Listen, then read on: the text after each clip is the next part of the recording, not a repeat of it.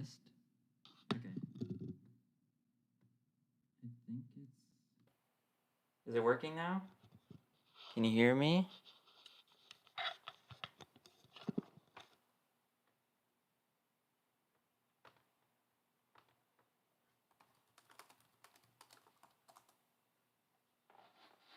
Okay, I hope this works. Yeah, I had the settings messed up because I didn't have my mic plugged in and I hadn't changed the audio settings accordingly. I think, okay, you can hear me. Okay. Okay, so sorry for the silence. Okay, so, well, okay, maybe I'll just quickly repeat what I said at the beginning. So I've already done the AMC 12 A and B for this year, for fall, and now I'm doing the AIME, and I'm hoping that I'll actually do better on this because I have more time to think about the problems and there isn't so much time pressure. Okay, so back to this problem. So as I was saying, but no one was hearing me. So I'm looking at the discriminant and I want that to be a square. So I let a squared minus 4b be c squared. And then I'm doing k sort on the parity of a. Okay, so if a is even, I get c can be anything from 0 to a. So there are a over 2 plus 1 values. And then if a is odd, then, here we go. If a is odd, then, again, c can be anything from 0 to a. So, let's see. So then, now, what is it? It isn't a over 2 plus 1 because that's not an integer. It's a plus 1 over 2? No. If a is... Oh, yeah, that'll work. Okay, so if it should be a plus 1 over 2 values. Okay, because if a is 1, for example, then c is 1, so that's one value. If a is 3, I have two values, 1 and 3. Okay, yeah. Okay, so let me handle each of these cases separately. So a is from 1 to 100. Okay, let me just make sure I'm reading the question carefully. Number of ordered pairs of integers. Yeah, okay. Okay, so so I start with a equals 1, or, well, a equals 2 since a is even. So then I have two values, c equals 0 and c equals 2. Okay, so I've got 2 plus 3 plus blah, blah, blah. And then up to when a is 100, I have 51 values. Okay, and then when a is odd, if a is 1, I have 1 value of c, plus 2, plus 3, all the way up to when a is 99, I have 50 values. Okay, so I have this thing here and this thing here, and that should be my S. It's the number of ordered pairs. Okay, so I've got, 2 through 50 is repeated twice, and then I've got 1 and 51. So it's 1 plus 51 plus 2 times 2 plus 3, all the way up to 50. Okay. So the first part is 52, and then the second part is 50 times 51 over 2, but I'm skipping 1 at the beginning. Or I have pairs that add up to 52, I guess that works as well. Okay, so that gives me 52 plus, well, 50 times 51 minus 2, and I want, well, I guess I'll just compute what this is. So this is, well, these two give me a 50, so I get 50 times 52,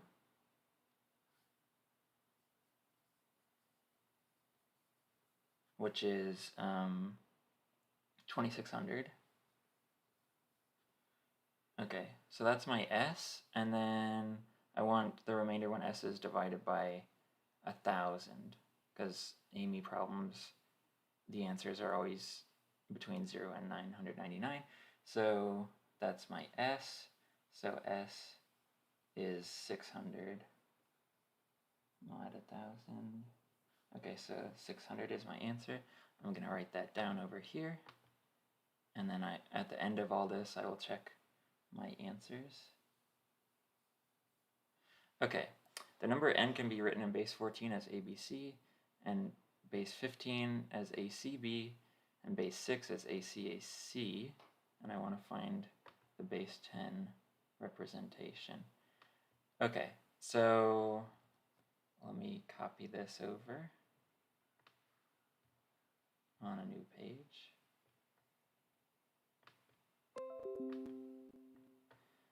Okay. I'll go down. Okay, the number n can be... Okay, so I'm just going to write n in terms of all these variables. So base 14, n is 196a plus, let me zoom in just a little, 196a plus 14b plus c, and that's the same as 225a plus 15c plus b, and that's the same as, so now in base 6 it's ACAC, and that's 216a plus 36c plus 6a plus c. Okay, so that's a lot of variables to deal with. Well, let me just rewrite this last thing as, so 216 plus 6 is 222a, and then I have 37c. Okay, so what I notice immediately is that this last expression is divisible by 37. So it's 37 times 6a plus c. That makes sense because I'm basically factoring out, I'm basically writing this thing, oops, as a c times 101 base 6, and 101 is 37. Okay, so n is a multiple of 37. Let's see how that helps.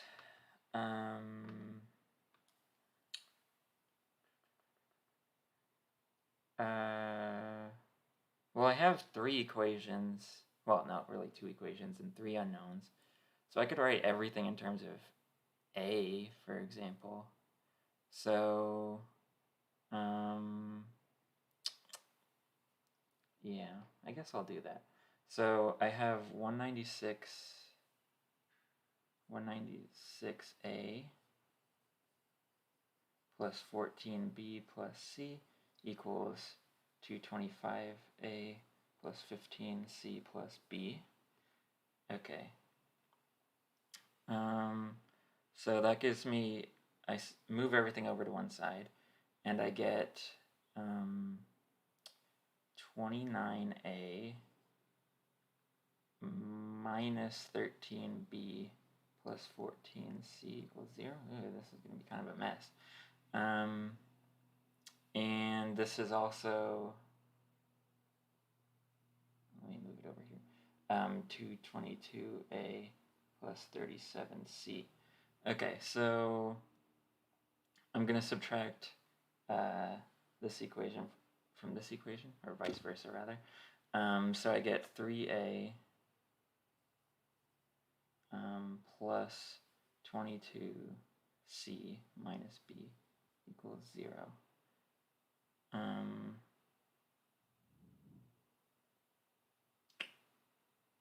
Yeah, I think that should be right. AC, B, and base 15. Yeah, okay, and now, so B is 3A plus 22C. But A, B, and C are all pretty small. Well, the fact that I can write them all in base 14 means that they're at most 14. So B is at most, or almost 13 rather. B is at most 13, and since A and C are validated in base 6, I know that A and C are at most 5. Okay. Let's see. And now this thing gives me a big expression. So C has to be 0. Because otherwise I'd get something that's way too big for B. Okay. Well, now I know that N is actually 222A. Well, and B is 3A. Okay, so B is 3A. And now let me plug everything back in. So, this thing here, 196A plus 42A is 238A. And this right here is, well, that better also give me, wait, 196, wait a second, B is 3A, wait, what did I do wrong?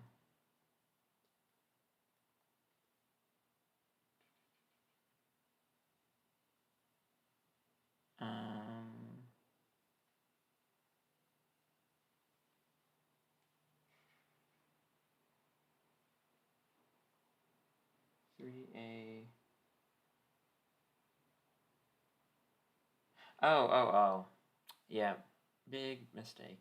Okay, it should actually be 3A minus 220, or minus 22C.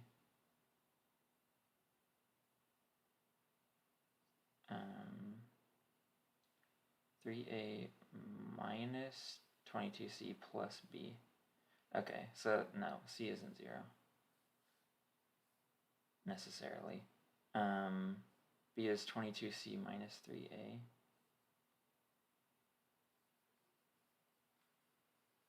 Okay, so if C is bigger than, well, if C is 0, I'm in trouble because then A has to be 0 or else B will be negative. And if C is bigger than 1, then B is going to be way too big. So C has to be 1. And B is 22 minus 3A. Okay, that looks better. So let me erase this. Oh no, not the problem statement. Just this, please. Oops. Okay. Okay, so now let me plug all that back in. So,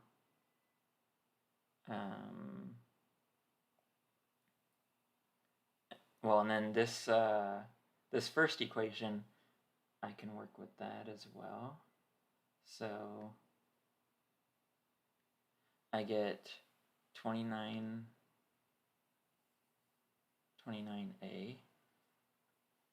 minus 13 times 22 minus 3A plus 14 is 0. Okay, and then what will that give me? Okay, so I'll have 29A plus 39A, which is 68A, minus 13 times 22, which is 286, I believe. Yeah.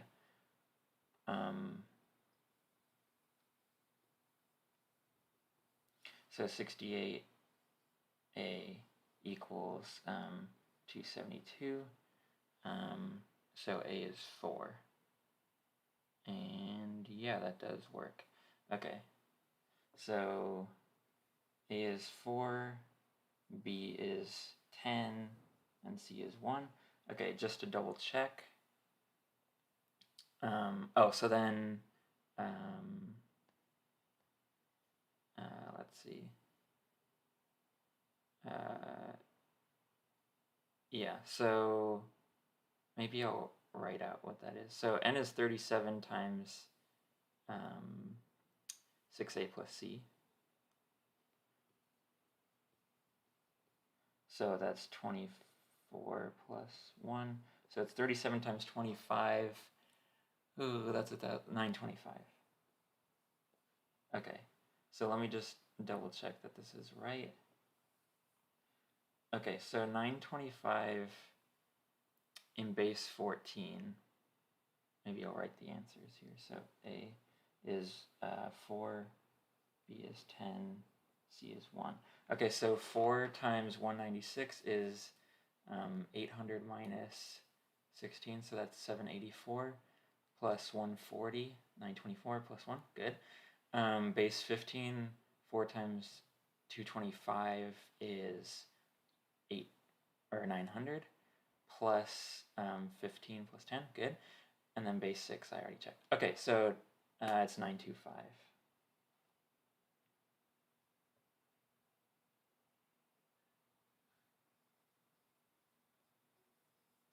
Okay. Let's see. 1 second.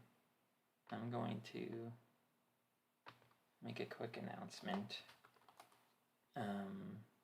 just so that more people get here. I don't mind this cutting into my time, because I've got plenty. Okay. Oh, 1 second. Scroll.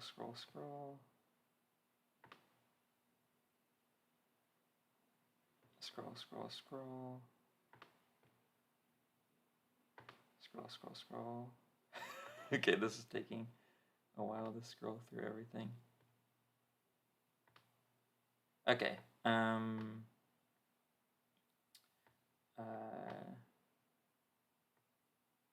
Let me open up the link to this.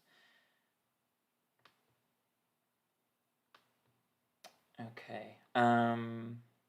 So I saw that this next problem is a counting one, which I do not like. But oh well. I guess I'll have to deal with that.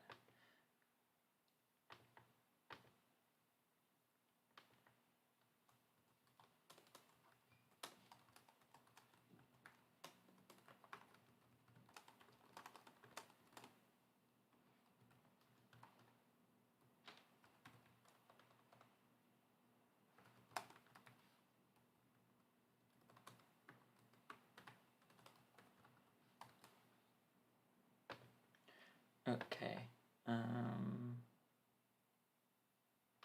Yeah. Okay, so back to this problem. Okay, Kathy has 5 red cards and 5 green cards. She shuffles the 10 cards and lays them out. She will be happy if and only if all the red cards laid out are all adjacent and all the green cards laid out are adjacent.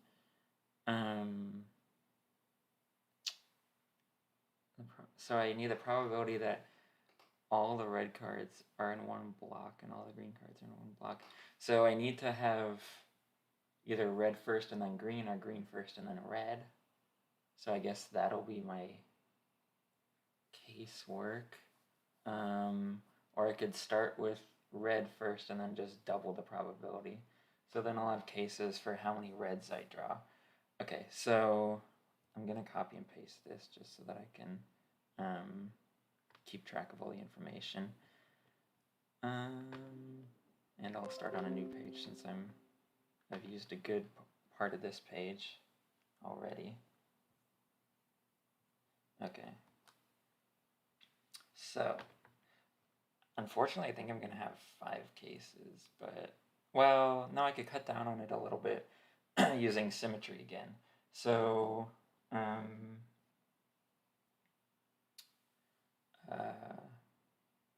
I guess I'll do casework on the first, on the length of the first block. So, let's see. So, all one color.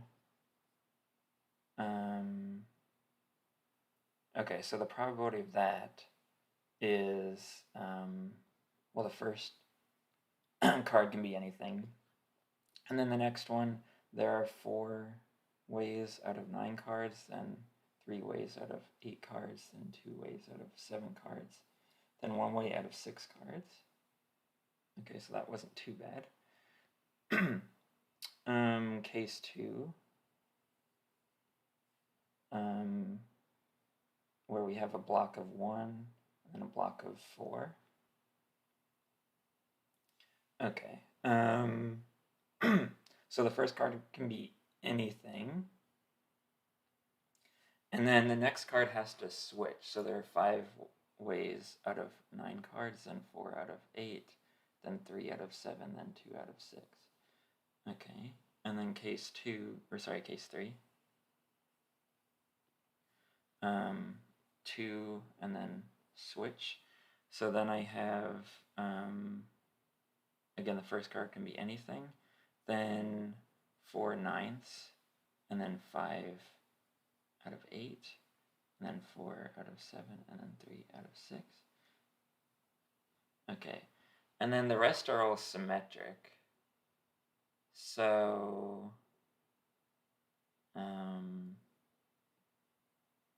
because I could just go in the reverse order and it would be the same thing. So I think I just take all these and double them. Oops. Okay, so I'm going to have a denominator of 9 times 8 times 7 times 6. So I'll have 4, 3, 2, 1, that's 24 from case 1. Then from case 2, I have 5 times 4 times 3 times 2. That's 120. Then 5 times 4 times 4 times 3. So 5 times 4 is 20. And then 4 times 3 is 12. So that's 240. Okay. And then from the symmetry, I double that. Okay. So, and this ought to be, I ought to get pretty small numerator and denominator from this. So let me see what I get when I do that. I can cancel quite a lot.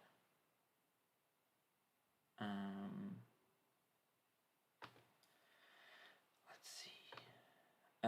So I guess I'll just write out what the numerator is. So 240 plus 120 is 360, 384 over 9 times 8 times 7 times 6. And 384 is, it's definitely divisible by 6. It's 6 times 64 over 9 times 8 times 7. And then that's definitely divisible by 8. So it's 8 over 63. I sure hope that's right. So then when I add those, I end up with 71, because I have to add the numerator and denominator. So I might go back and check these toward the end. Okay. Oh, geometry. Okay, AB equals, okay, it's an isosceles triangle. Point D is AD. Okay, my first instinct with geometry is always to plot it in the coordinate plane, because I do better with algebra than geometry. But let's see if there's a better way of doing this one.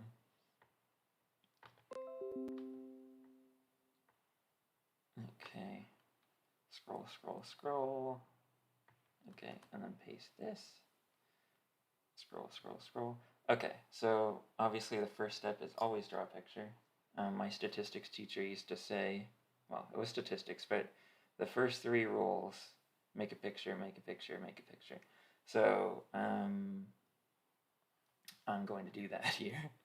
So I've got an isosceles triangle. So this here's A, B, C. So this is 12, this is 10, this is 10. That diagram is probably too small, but D is on AB and E is on AC. Okay, so D and E. So that AD, DE, AD, DE, and EC are all equal. Okay, or I don't know why I did that. I could just put tick marks. Let me do that instead. Okay, so this equals this, which equals this. Okay, AD, and I want AD. Okay. How should I do this?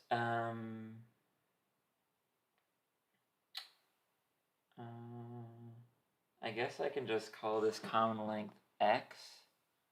Let me actually make this bigger, because this diagram is going to come in handy.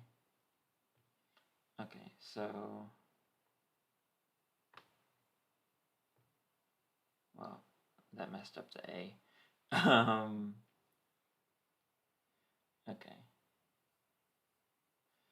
So, oh, why is that 2 there? Oh, I guess that's from the 12. Okay, let me scribble that out. No, go away.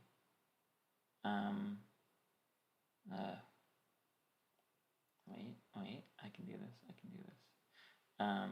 There we go. Okay, so 10, 10, and then this is X, X, X. So this is 10 minus X. This is 10 minus X. And the distance is across is X as well.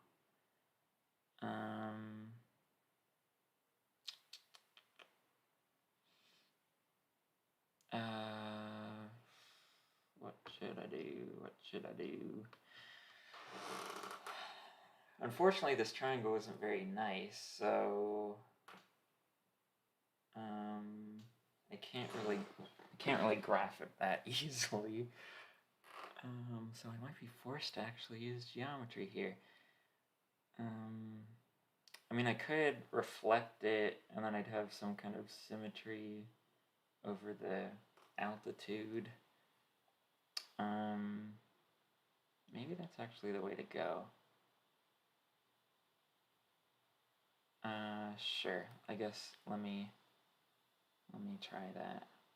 Okay, so I'm gonna draw this a lot bigger this time. Okay, so I've got X here, but, and then whatever, X down there, down here.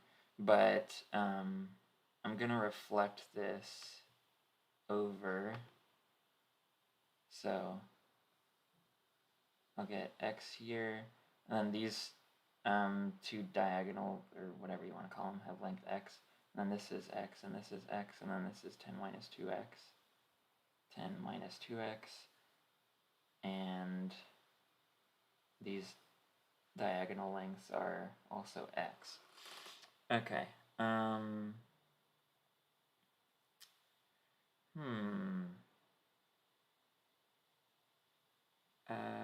mean, do I have similar triangles somewhere in here?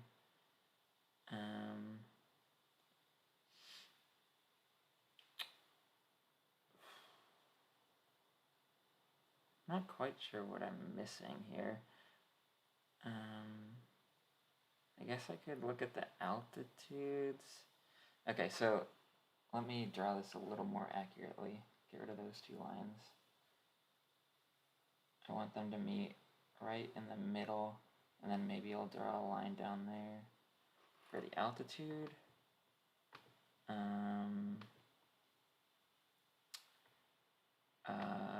Then what?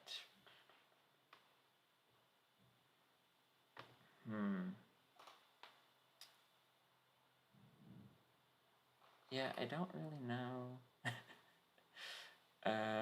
where to go from there.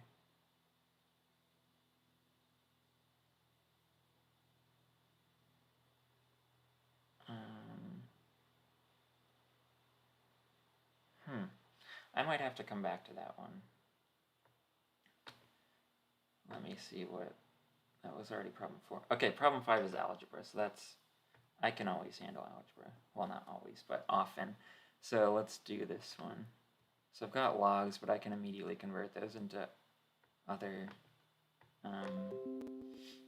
into non-log equations. So, okay, paste this, and then scroll. Okay, so for each ordered pair of real numbers x, y satisfying blah, there is a real number k satisfying blah. Okay, find the product of all possible values of k. Okay, this seems really simple to me. Maybe to someone with geometry experience, the previous one was simple. But, okay, so the first one I raise 4 to the power of both sides. So I get 2x plus y squared equals x squared plus xy plus 7y squared. Log base 2. Yeah. And then, so that's 4x squared plus 4xy plus y squared equals x squared plus xy plus 7y squared, and then I move everything over. So that's, sorry, that looks bad. That's a plus sign. Okay, so I got 3x squared plus 3xy minus 6y squared is 0. Okay, so I divide through by 3. I get x squared plus xy minus 2y squared is 0. So now I divide through, this is homogeneous, so I can divide through by y. So I get x over y squared minus x over, or plus x over y minus 2 equals 0. So I get 2 or sorry, the roots of this are 1 and, go away, 1 and minus 2. Minus 2 squared plus minus 2, yeah. Okay, so x over y equals 1 or minus 2. Okay, so x equals y or x equals minus 2y. Okay, now let's go back up here. So then I want 3x plus y all squared equals this junk. Okay, so, oops, not that. 3x plus y all squared equals, and what was it? 3x squared plus 4xy plus ky squared.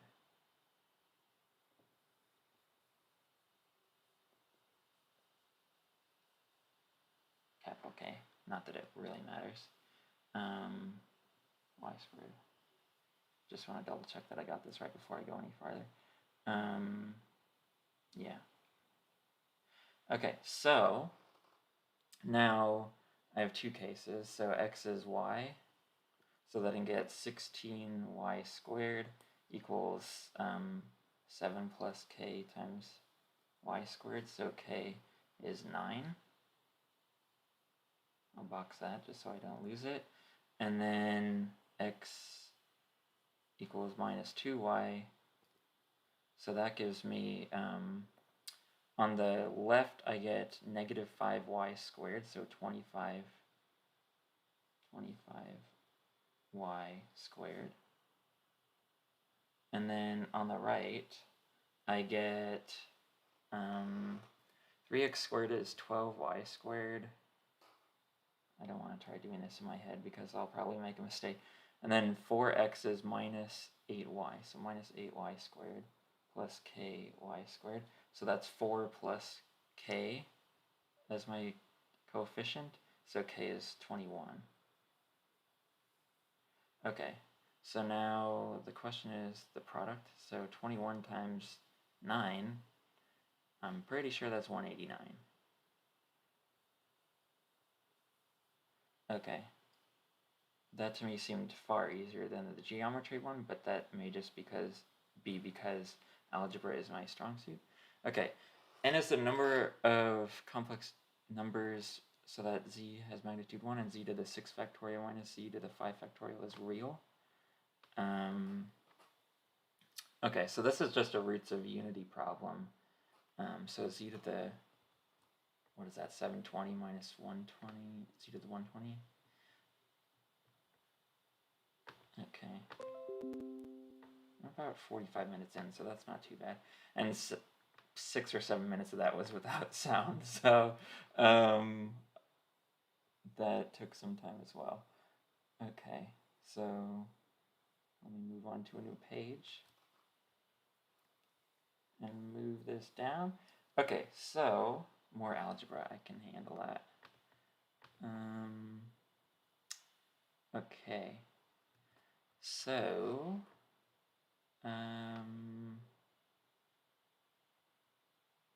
let's see.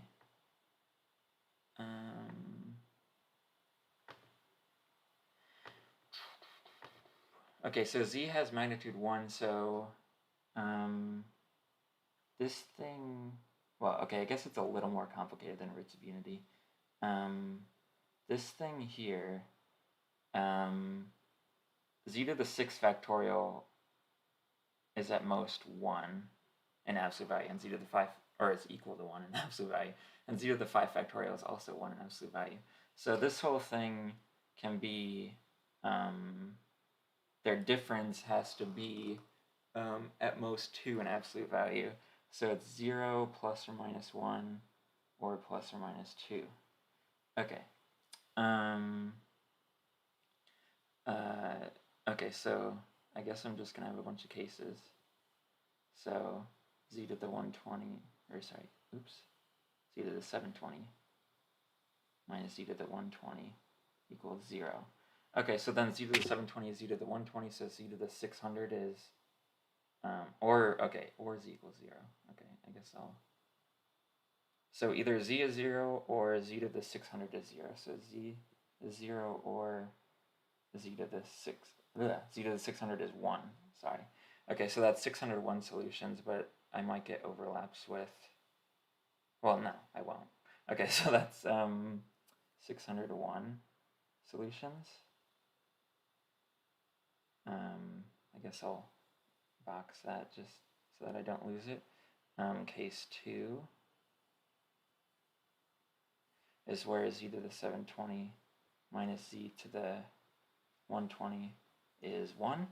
Okay, now this is trickier. So let me make a substitution. U equals z to the 120. So then u to the 6 minus u minus 1 equals 0. Okay, and u also has absolute value 1. Okay,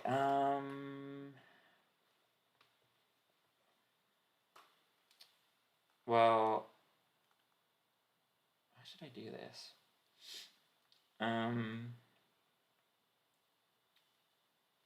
I guess I could draw, I could say u to the 6 is u plus 1, and then try to figure out what that would look like.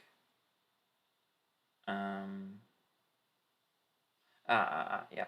Okay, so u plus 1 is u to the 6th, and u to the 6th both have absolute value 1.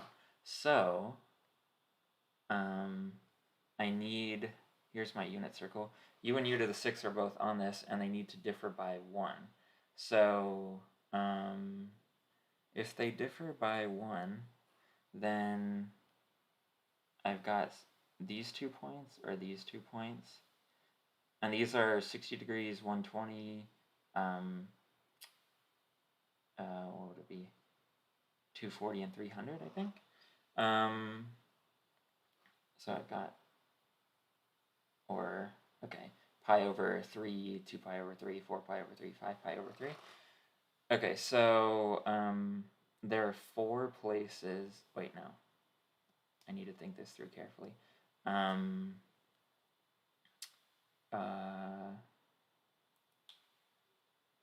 Okay, so if U is this point here. Wait, no. U has to be one of the left points for this to work out. So if U is that point, then U to the 6th is here. Does that work? No, because no matter what, these are 6th roots of unity. So, okay, this doesn't work at all. So, no solutions.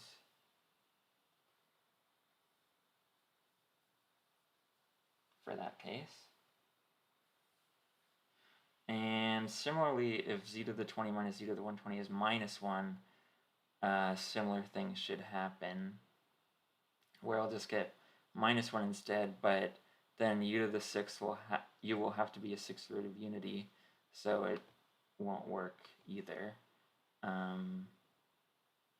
Okay, so I guess just for those who are joining, trying to solve I'm trying to find when z to the 120 minus z to the 720 minus z to the 120 is a real number.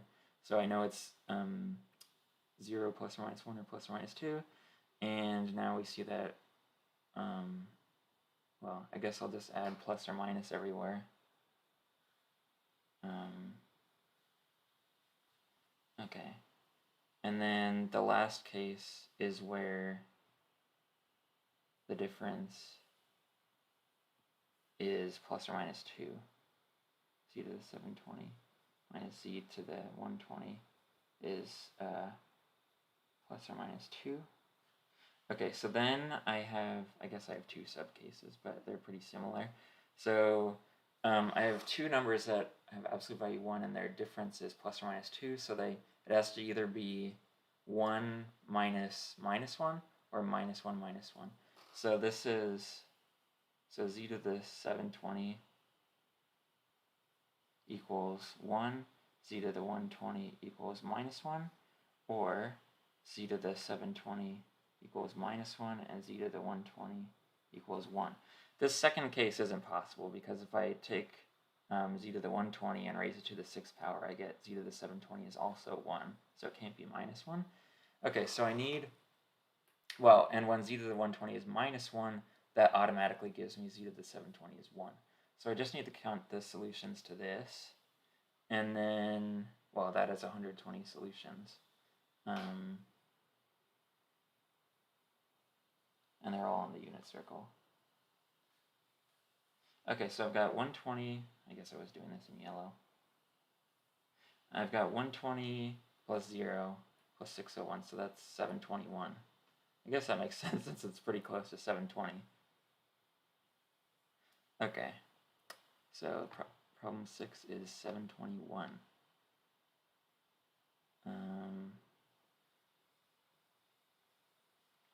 Okay, right, oh no, 3D geometry. Okay, right hexagonal prism has height 2, the bases are regular hexagons with their length 1, any 3 of the 12. Oh, I might be able to do that, but I think maybe I'll go through the problems I know I can handle first, and then come back to the ones I might struggle with. So I'm gonna skip geometry for now. Well, I guess that's counting, isn't it?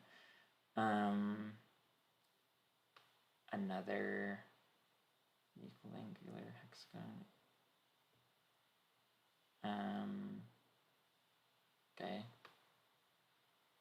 For the number of 4 element subsets of 1 through 20, so that 2 distinct elements have a sum of 16 and 2 distinct elements have a sum of 24.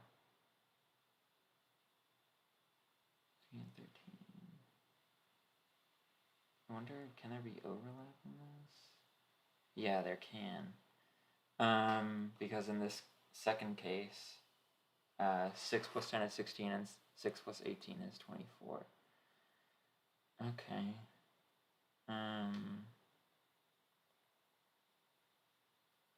I guess I could do cases depending on where there is overlap and where there isn't.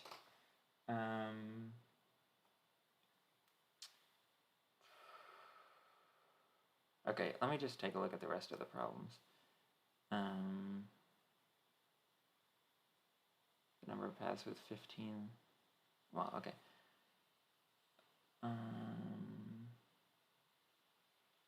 Okay, the number of 15 step paths that start and end with 8. Okay. Okay. 11 is number theory. I can do number theory. The least positive integer n, so that 3 to the n is written in base 143. It ends in 0, 1. Okay, so that means that 3 to the n is congruent to 1 mod 143 squared. Okay, scroll. Okay. I'll zoom in a little bit. Oh, I guess not that much. Okay, so 3 to the n, I know exactly how to do this kind of thing. 3 to the n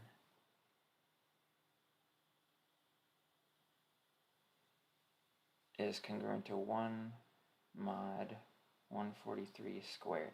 Okay, and that's 143 is 11 times 13, so I need mod 11 squared and mod 13 squared.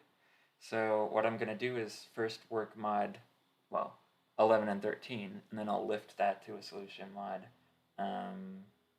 11 squared and 13 squared, and then I'll combine those using the Chinese remainder theorem. Okay, so first I want 3 to the n is congruent to 1 mod 11.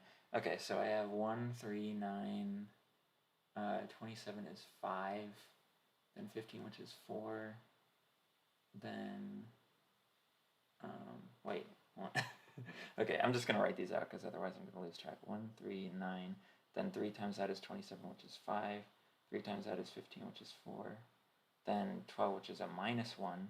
Okay, so 3 to the 5th is minus 1, so this repeats every 10. So n, n is a multiple of 10.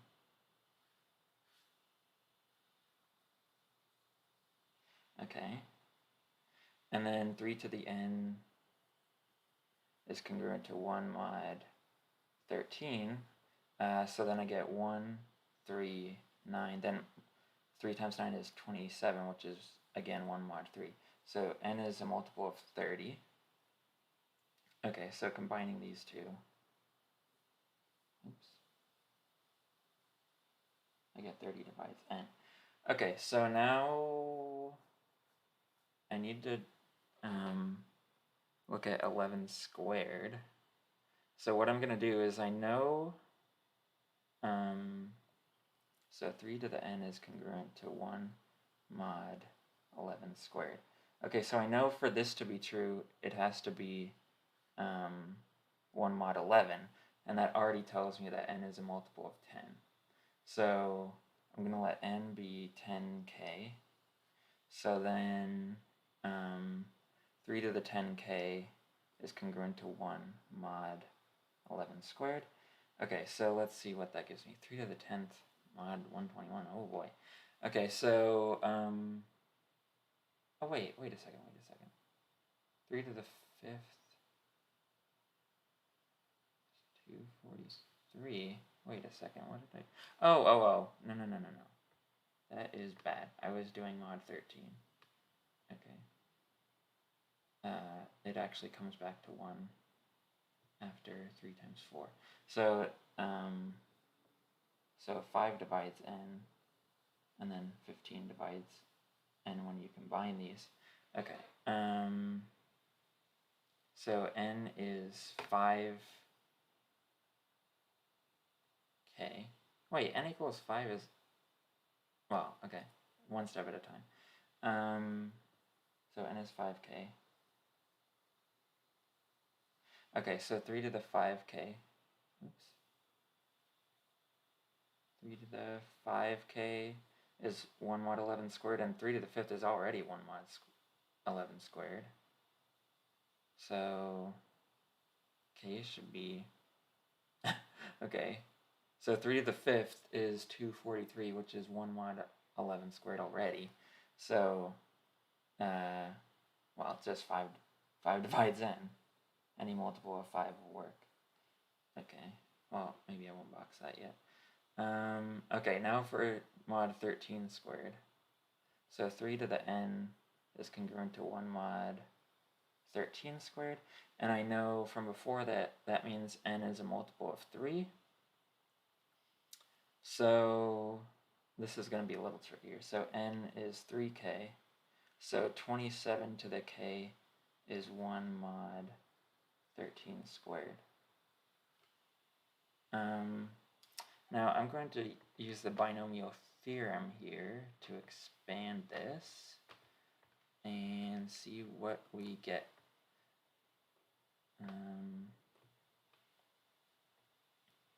Okay. And then that'll give me some condition on k. Okay, so yeah, this is just kind of a lot of computation, which is annoying. But oh well, it is what it is. Okay, so I'm gonna write 1 plus 2 times 13 to the k. And then I expand that, that's 1 plus k times 2 times 13 plus, and then the rest of the terms are all divisible by 13 squared. Okay, so those go away. Okay, so it's 1 plus 26k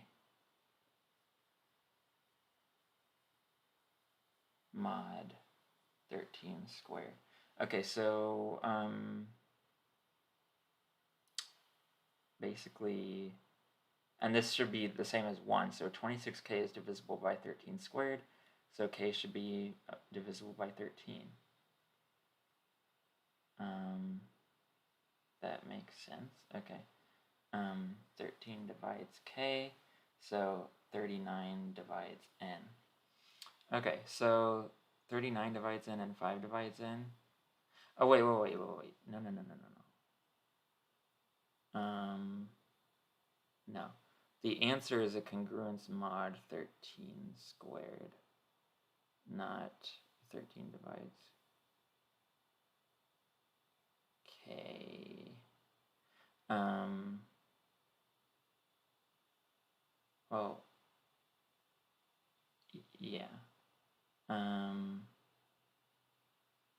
me just think through this real carefully. Yeah, so k is divisible by 13, so k is 0 mod 13, and n was, oh, I didn't mean to write 3 to the k there, I meant to write 3k.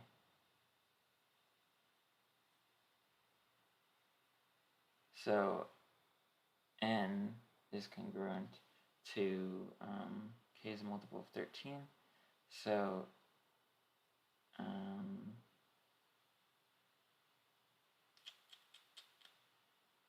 yeah, so n is 0 mod 3 and 0 mod 13, so it's 0 mod 39.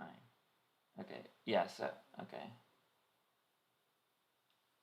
So 39 divides n, and 5 divides n. Is this looking for the least integer? Oh, okay. Yeah, I was a little worried because there are multiple integers less than 1,000 that will work here.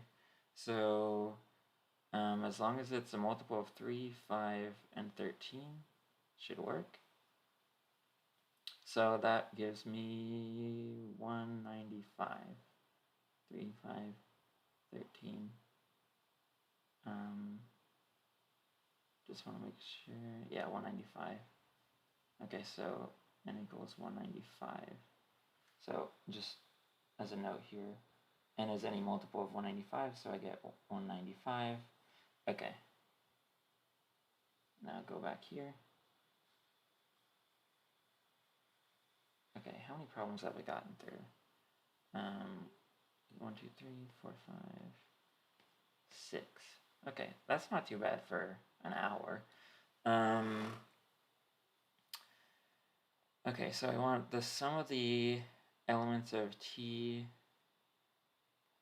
and I want the probability that the sum of the elements is a multiple of 3. I know exactly how to do this one.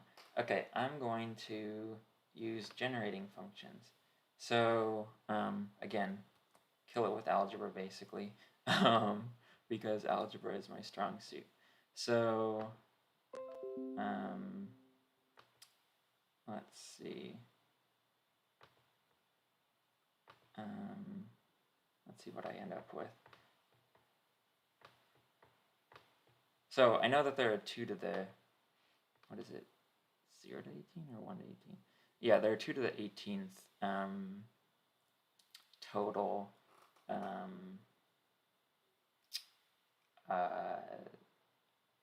possibilities.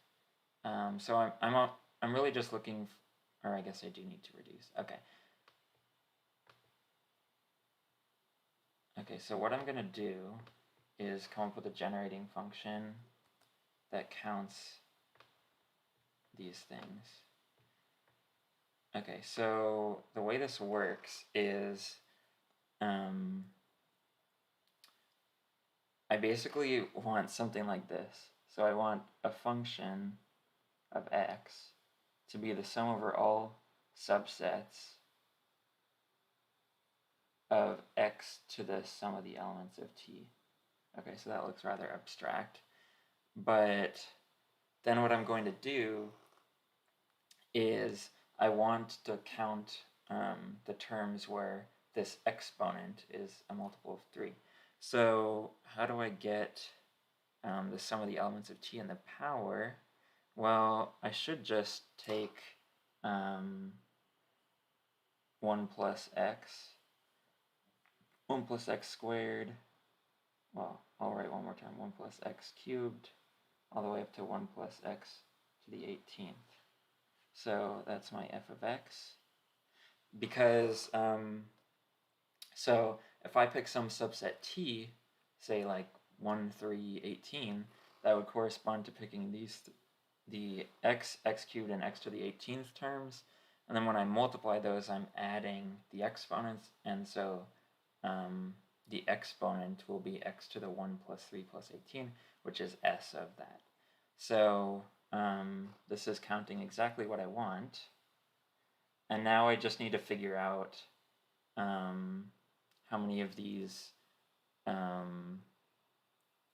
a power of x that's divisible by 3. So what I'm going to do is plug in a cube root of unity. Okay, so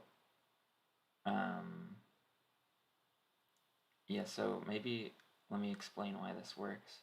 So I'm going to say this is a sum from k equals 0 to, well, the total sum, which is 18 times, whatever 18 times 19 over 2 is, of, well, it's going to be x to the k, and then the coefficient is the number of t, the number of subsets, such that s of t equals that k. Okay, so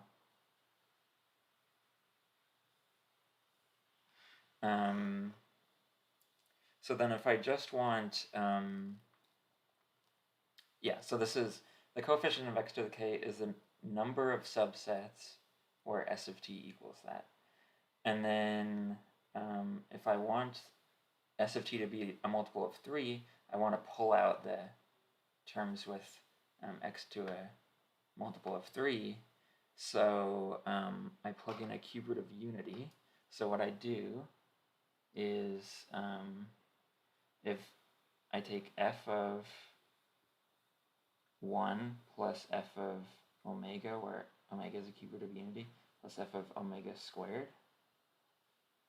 And that gives me, well, for the powers that aren't multiples of 3, I'm going to get 1 plus omega squared, or powers of those, and those will cancel out.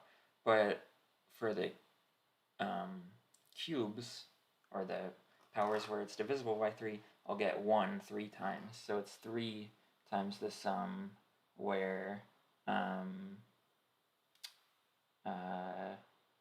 3 divides s of t of x to the s of t. Okay, so, or no, x to the s of t, of 1 rather.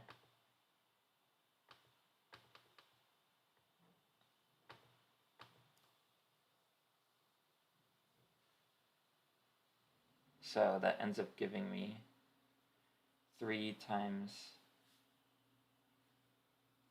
the number of t such that 3 divides s of t. Okay, so the number I'm looking for is really f of 1 plus f of omega plus f of omega squared over 3. That's the thing I want. Okay, and remember f was this thing over here. Okay, so now I just plug it in. F of 1 equals 2 to the 18th, because each factor is 2. And there are 18 of them. Okay, f of a cube root of unity equals, okay, now this is trickier. 1 plus x cubed is going to be 2.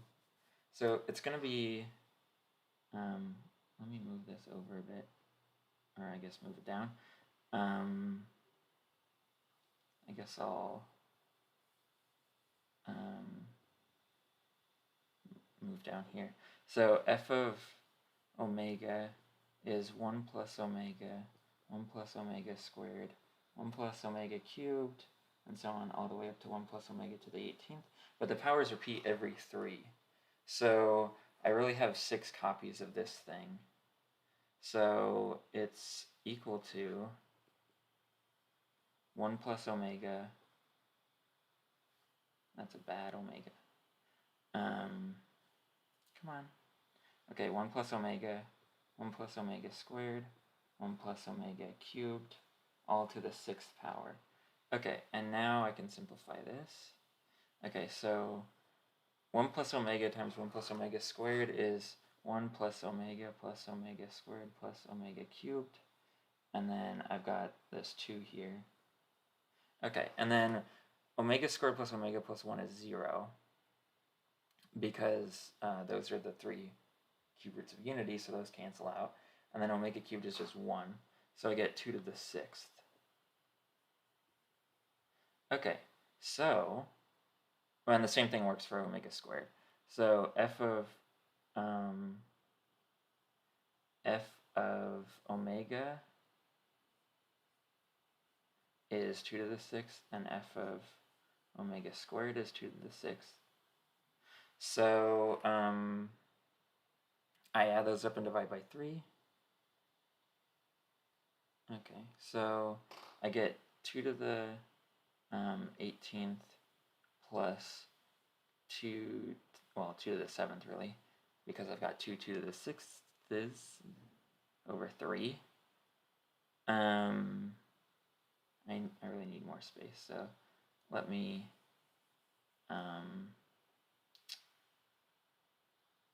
what should I erase? I'll erase this thing here. Okay, so I need the average of these things, which is 2 to the 18th plus 2 to the 7th over 3. And then I want the probability. So that's the total number of subsets with sum divisible by 3, but I divide by the total. Okay, so now I've got 2 to the 18th plus 2 to the 7th over 3 times 2 to the 18th. So that's 2 to the 11th plus 1 over 3 times 2 to the 11th.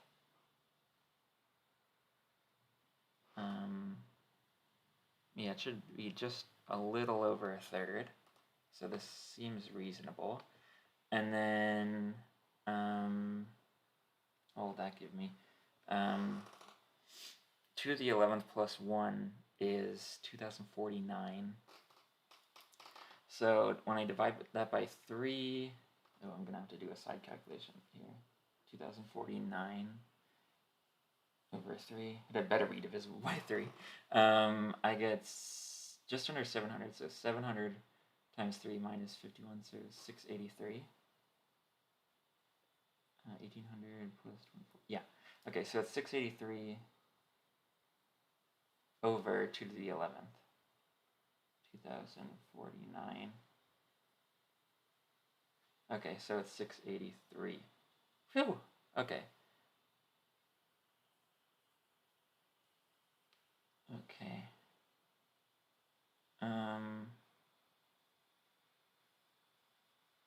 I think we might have gotten through all the ones that I'm really comfortable with. So, let's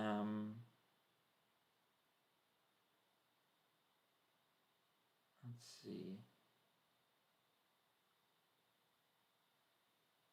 Oof. Okay, 15, I thought I could do that, but it looks, just because it's trig, but it looks really scary. So, I'm not going to do that one. I think it's time for me to go back through and see which ones I can handle that aren't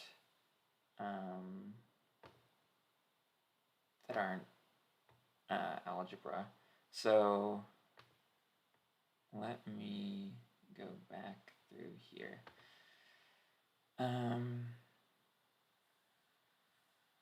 Okay, so I've answered 2, 3, 4.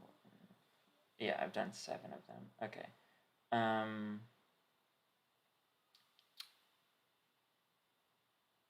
Oh yeah, I skipped problem 4. Okay, that was the geometry one that I thought I could do. So I'll be happy if I can get, well, very happy if I can get 10 of these right. That's far better than I did. I think when I took this for real as a high school student, I got 8. And I actually felt pretty good about it, except that I made some stupid mistakes and there were problems that I knew I should have been able to solve, but I just couldn't get it to work for some reason. Okay, so going back to this problem, we've got an isosceles triangle, and I've got 3 sides of length x, AD, DE, and EC, and I need to figure out how long that x is. Okay.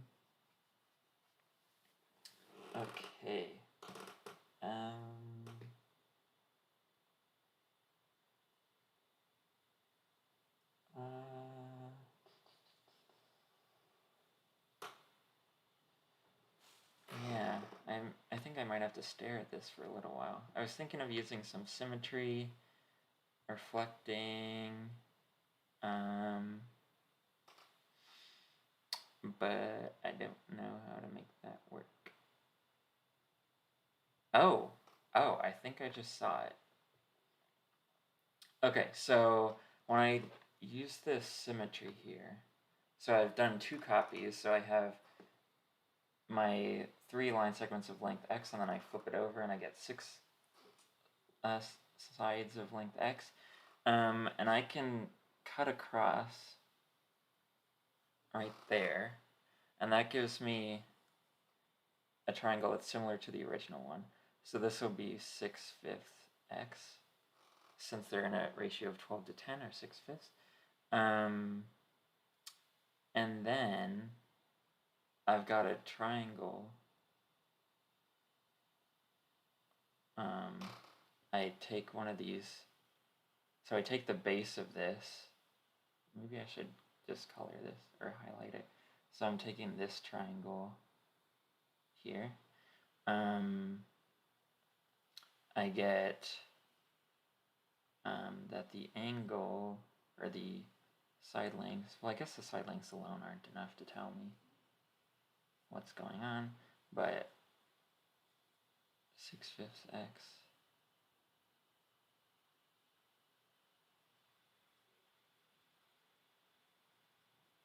and x.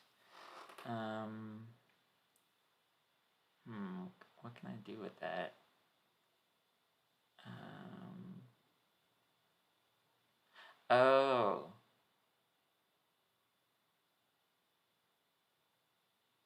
Okay, I see what to do.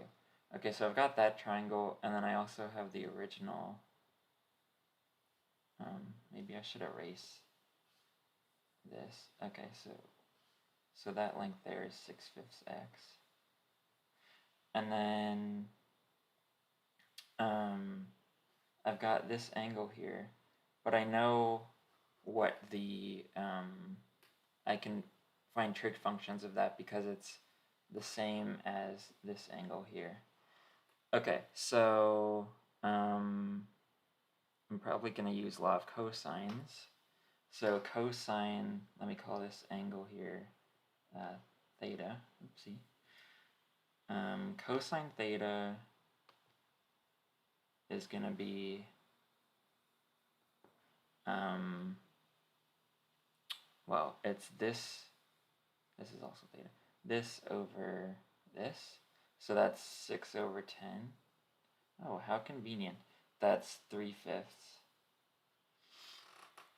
Okay, so, oh, these are really 6, 8, 10 triangles put together. I should have realized that. But, okay, so now I'm going to whip out the law of cosines. So I'm going to do the law of cosines on this angle. Okay, so x squared equals 6/5 x squared plus 10 minus 2x squared minus 2 times 6/5 x 10 minus 2x, all times the cosine of the angle, but that's going to be negative 3/5 since I'm taking the supplement of theta. So the cosine will be negative. Okay, now I've got an equation in x and I just need to solve it. This is going to be a bit of a pain. So I've got x squared equals 36/25 x squared plus 4x squared minus 40x plus 100, and then I've got plus 6/5 times 6/5 x times 10 minus 2x. Okay, so I just need to solve this. Okay. Okay.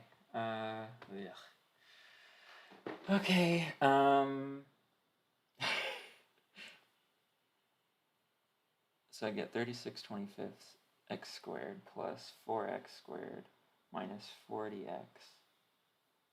This is always my least favorite part, actually going through the algebra.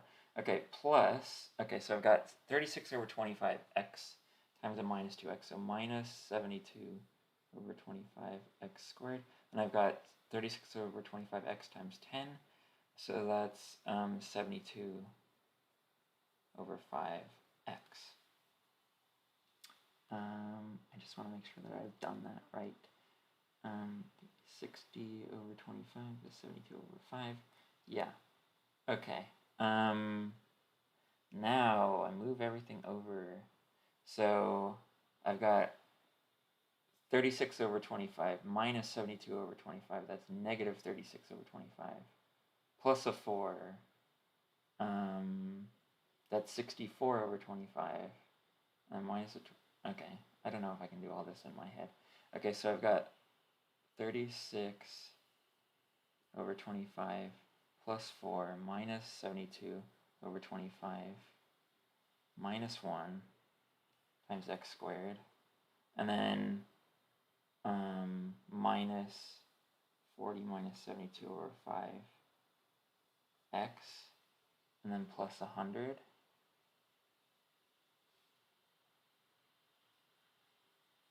Equals 0. Okay.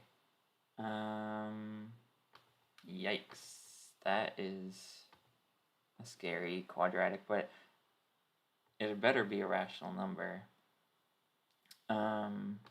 Or else I think I'm in trouble because I'm pretty sure it was asking. What was it asking? Yeah, it's asking for a rational number. So, okay. I just gotta dive in, I guess. Let me just make sure that I've got all these terms right. Yeah. Okay, so here we go. Oh, I've already bumped into the next problem. I forgot about that. Erase that. Okay, so I've got 36 25ths plus 4. That's 136 over 25. Then minus 72, that's 64 over 25. Then minus 1 is 39 over 25. Okay, 39 over 25 x squared.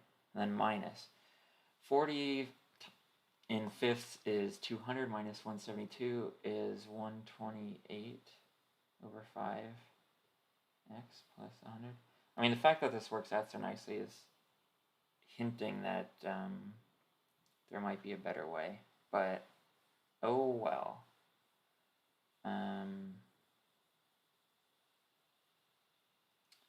Okay, so I guess I'll erase this because I was pretty confident in that answer. Okay, so yeesh, these are nasty numbers. Okay, so I'm gonna make a substitution. U is x over 5, or x is 5u. So then I get 39u squared minus 128u plus 100 is 0. Ugh. Okay. U is 120. Oh no, I hit the wrong button. U is 128 plus or minus root. Oh my gosh, 128 squared minus 400 times 39 all over 78. My goodness. I'm gonna erase all these too, because most of the work that matters was on the next page anyway. Okay. No, don't do that. Okay. Oh my gosh. Okay. 128 squared? I have no idea what that is. So, oh wait. Well, it's a power of 2, so it's like 15,000 something something. 4,096. It should be 16,000 something. 16,200 something. Oh, 16,128, I think. Is that right? 4,096 is to the 12th. 2 to the 13th is 8,192. 16384. Okay. I'm sure hoping when I subtract 39 times 400, that's 15,600. Oh my gosh, I think this might work. So I end up with 784. Oh my goodness. And that's 28 squared. Okay, so U is 128 plus or minus 28 over 78. So that's 100 over 78, or 156 over 78. Oh, and this is just 2 here. Oh, maybe I should have noticed that. 4 times 39 is 156. Yeah, minus 2. Okay. U is 2. U is 2, or 50 over 39. Okay, so then x is 5 times that. So x is 10, or 250 over 39.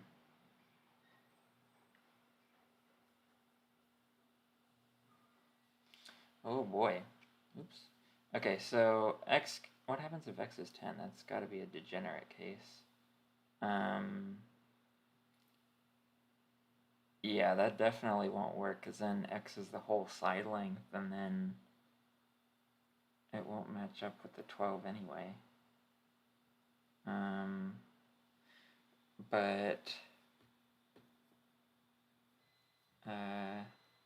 Oh yeah, I see what's going on here. So we'd have, this length would be minus 10, and then this would be 10, and then this would be 12, so it would be like, and everything's squared, so it's as if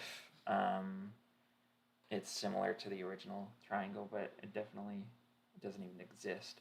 So x is 250 over 39, so then the answer is the sum of those, so it's 289. Okay. So it's 2, 8, 9. Okay, I'm pretty happy with that so far. So that's the first 6 out of the way, and then a couple later ones. Okay, so I'm at 8 so far. And that's assuming I haven't made any mistakes, which I'm sure I have at some point. Let's see. Oh, that's weird. I'm getting some kind of error message. If you notice any issues with the video, please tell me. Otherwise, I'll have no way of knowing. So, yeah, that's odd.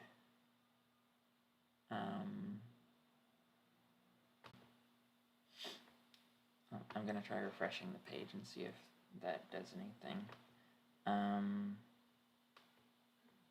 I know the streaming software is working just fine. So, come on. It's taking a little while to load. Okay. I've got a counting problem with geometry. And then, I mean, I have an hour and a half, so that's loads of time. Okay, yeah, I'm gonna test this out and see what it looks like from my end. One moment. Maybe it's my internet? I don't know what's going on.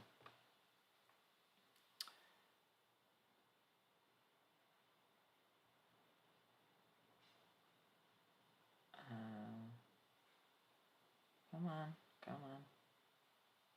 It's working just fine. So, come on. It's taking a little while to load.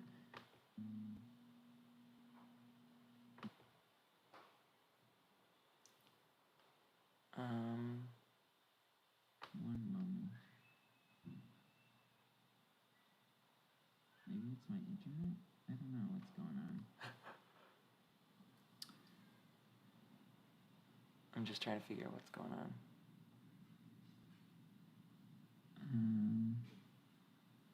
Come on, come on. Yeah, it looks like it's still working well enough, at least. Okay, so a right hexagonal prism has height 2. The bases are regular hexagons with side length 1. Find the number. Okay, so let me draw a picture. Well, first I'll copy and paste the problem statement.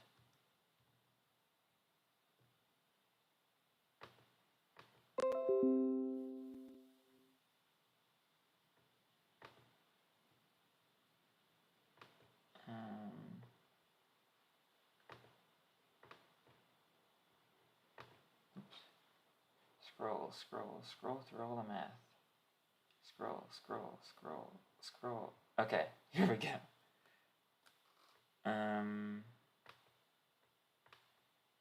Okay, so I'm gonna try to draw this, but this isn't gonna be pretty. How many of these triangles are isosceles? Okay, so I've got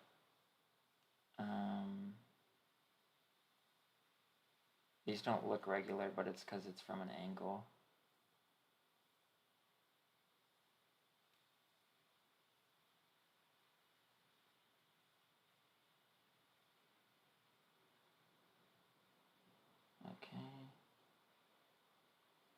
Okay, so I've got something like this. And the height is 2, and the base is 1. Well, I don't need that. There's lines, I'll just write 2 and 1. Okay, isosceles triangles. Ugh. Okay, well, I guess I have a couple choices. I could, I can't have isosceles triangles using only one of these vertical faces. There's no way to get an isosceles triangle by picking vertices from there. But I can get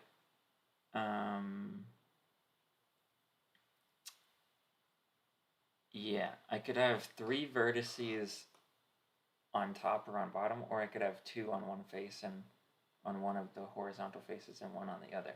So I'm gonna have 2 cases, I guess. So case 1 is where I have 3 vertices in the hexagon, either one of the 2. So just I'll multiply by 2 at the end.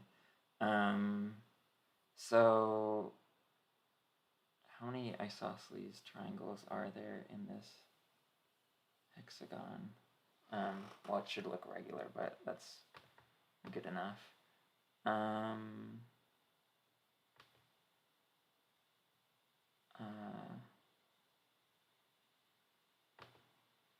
1 second.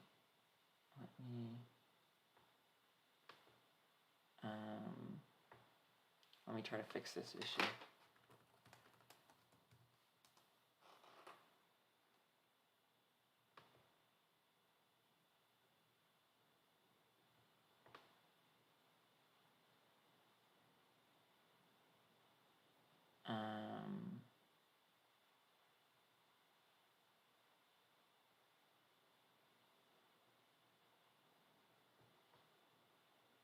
Okay, I guess it just means that I might be dropping frames or something. But, okay, so 3 vertices in the hexagon. So I could have, I want the total number of ways, right? Yeah, the number of isosceles triangles, okay. I mean, there are only 12 choose 2 or 66 to choose from, so I could just list them all out, but let's not do that. 3 vertices in the hexagon. Okay.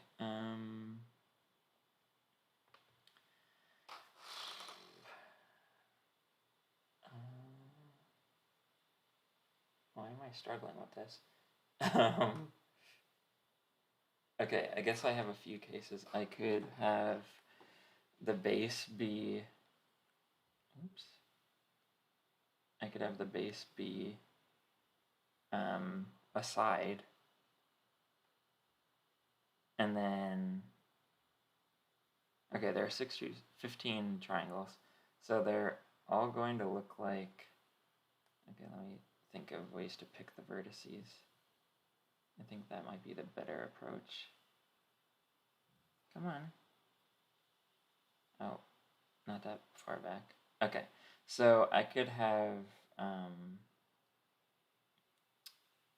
I could have 2 adjacent vertices, and then that's isosceles.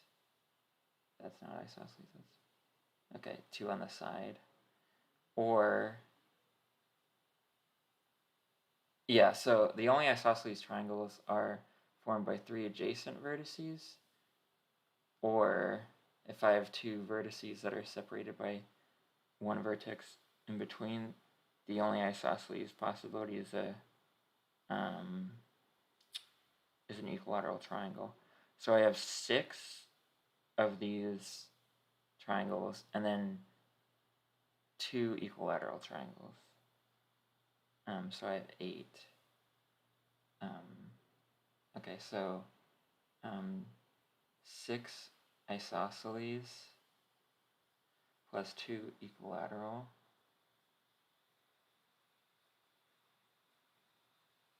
And then I have 2 faces.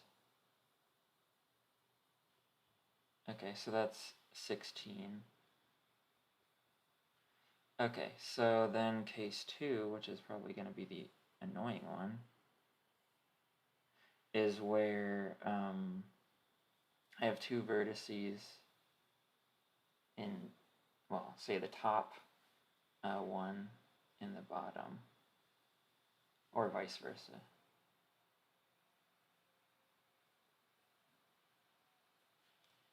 Okay, So I guess I have to do casework on which two vertices I'm picking again. Ugh. Okay, so if I pick, maybe I'll use a different color. If I pick two adjacent ones like this, can I even get an isosceles triangle? Well, the distance, this yellow, the distance between the yellow vertices is 1, so that couldn't be that would have to be the base. And then I would need the distance to each of these 2 points, to be the same. But that's not possible. So that won't work. And then, let's see. If I have two,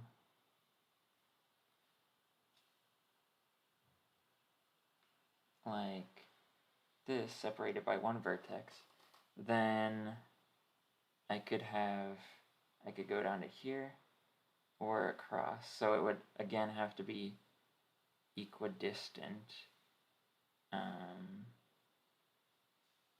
Okay, so that gives me, there are, let's see, 6 sets like that. So that's 6 times, and then there are 2 triangles for each of those kinds. So it would look like, well, I don't know how best to draw it.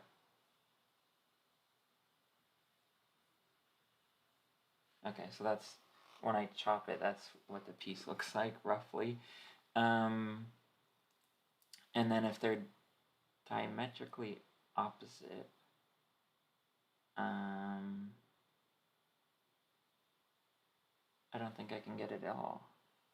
So I would get, oops, no, that's not what I wanted, but, well, no, let's undo that.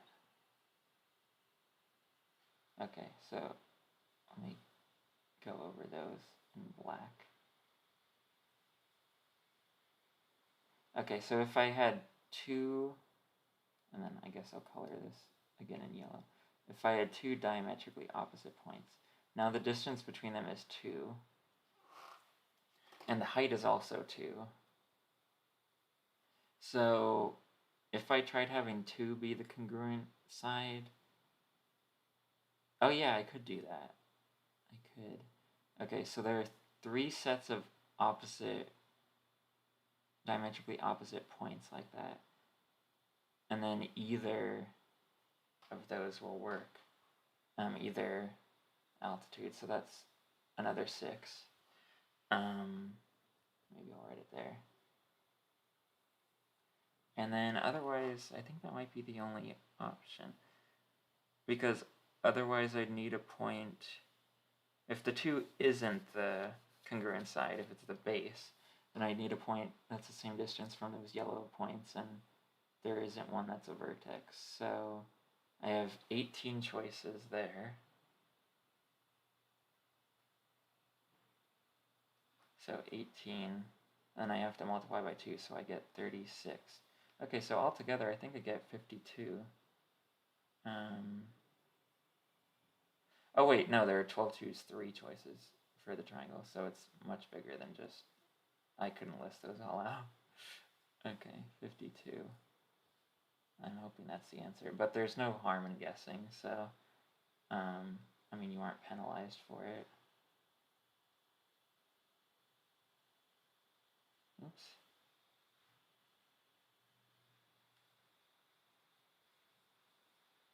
Okay. Let's see.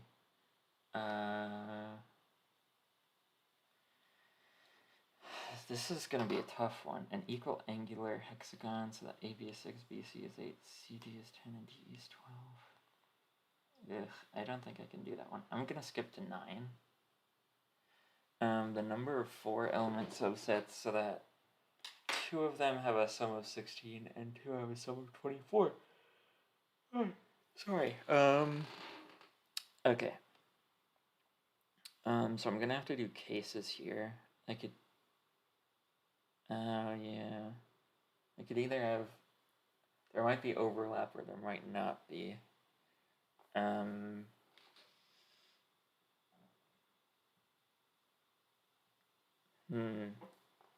Okay.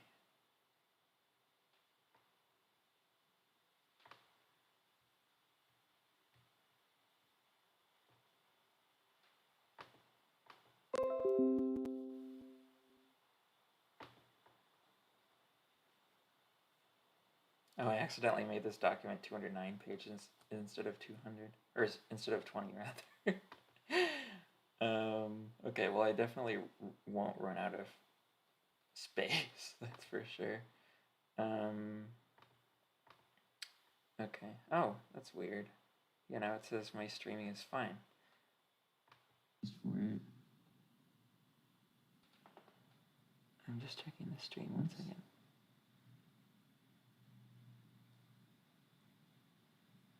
I just want to see if it's okay.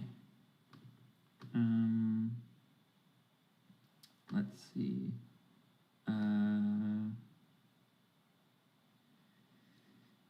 This is gonna be a tough one. And yeah, okay, so sounds fine to me. Okay.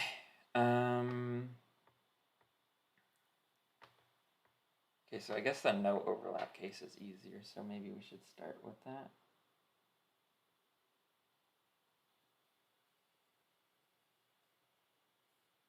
No overlap. Okay, well that's poorly written, but no overlap. So I have a set of 4 numbers, 2 of which sum to 16. Oh, how should I write it? And 2 of which sum to 24. And they have to be distinct. I can't reuse any. So, oof.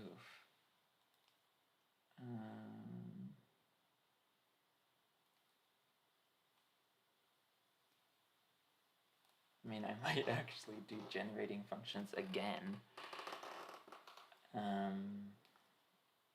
But that would be relying on algebra, and that's, I'm not sure if that's in the spirit of the problem.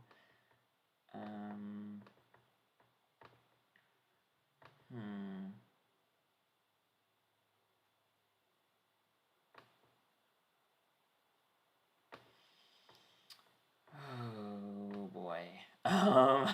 This is the point where things start to get rough because, you know, I've gone through the problems that I'm really comfortable with, and now I'm really just kind of hoping for the best on the rest of them.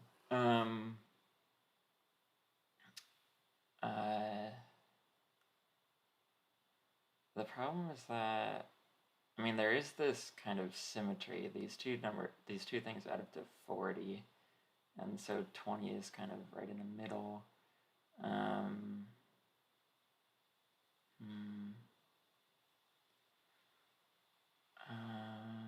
Oof.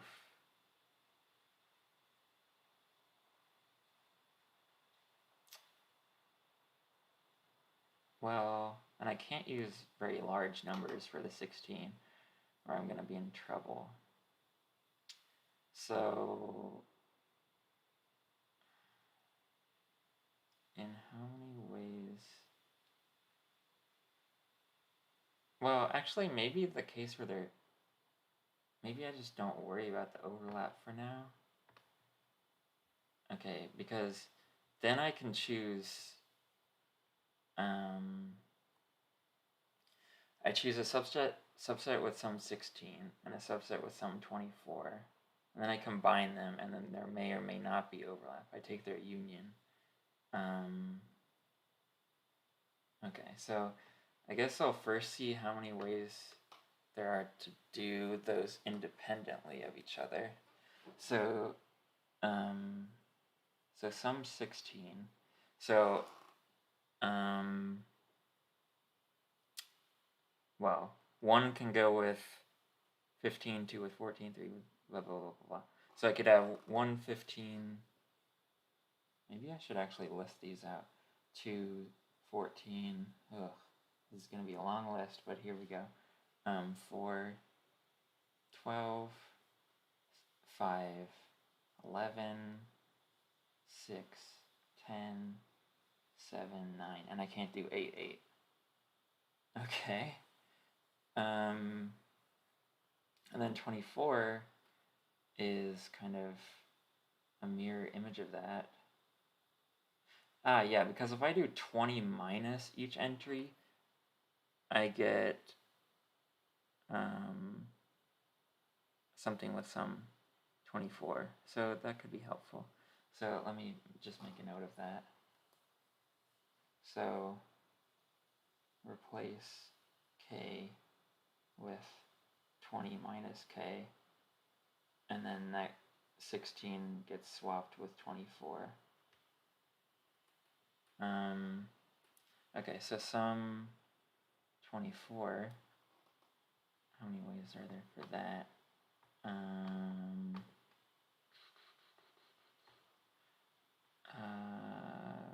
Oh boy.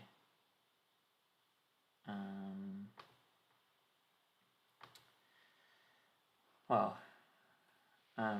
okay, so I've got 4 and 20, which corresponds to, oh wait, yeah, okay, 20 minus k, that doesn't quite work, because then I'd get 16 and 0, but okay, it almost works.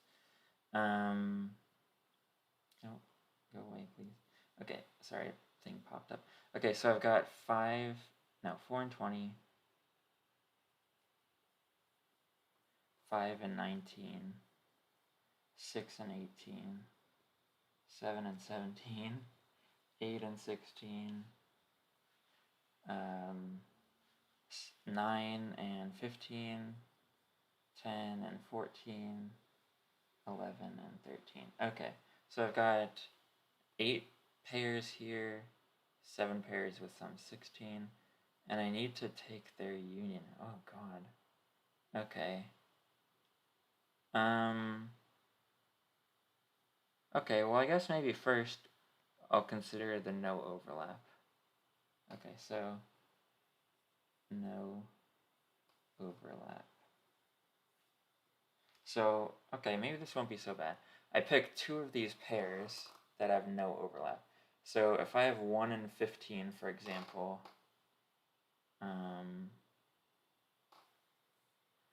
then, let me scroll down a bit. Okay, 1 and 15 could go with anything other than 9 and 15. So that's 7 ways. I can pair it with 7 things in the sum 24 group. 2 and 14 can go with anything but the 10 and 14. Okay, I guess I'm just going to list them out. That's another 7. 3 and 13 can go with anything but 11, 13. Okay, now 4 and 12 can't go with 420. So that's another 7. Oh, maybe it's always 7. 5 and 11. Oh no. 5 and 11 can't go with the 519 or the 1113. So that's 6 ways. 610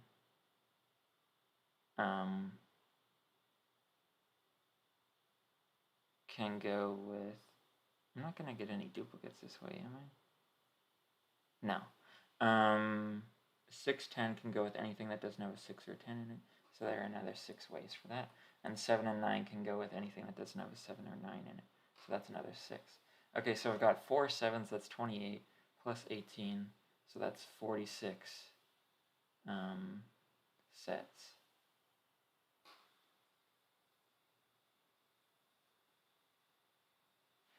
Okay, now the hard part is going to be counting the cases where there are overlaps. I'm honestly not sure how to count those.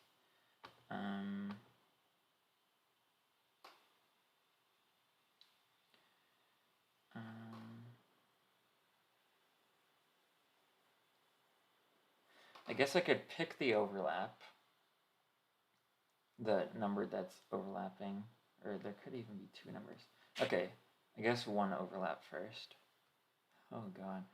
Okay, so if 1 is the overlap, then I need a 15.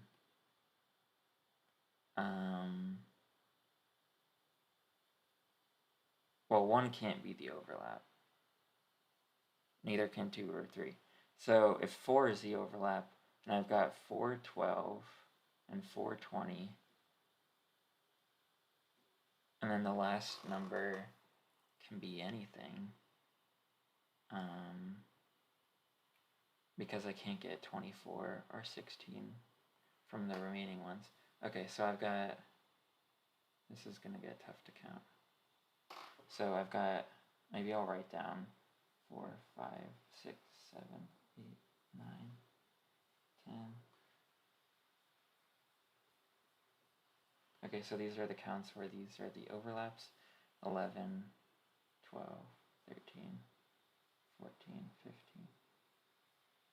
Okay. So 4 is the overlap. There is one way to do that. If 5 is the overlap, or wait, no. It can be anything that isn't 4, 12, or 20. So that's, I started with a set of 20 numbers and I've subtracted 3, so I've got 17. Oh gosh. Okay, maybe this isn't the most organized way, but I'm giving it a shot. Okay, and then if 5 is the overlap, I got 5, 11, and 5, 19. And then I can do any of the others. Because I can't get... Oh, but if I have a 13 and an 11...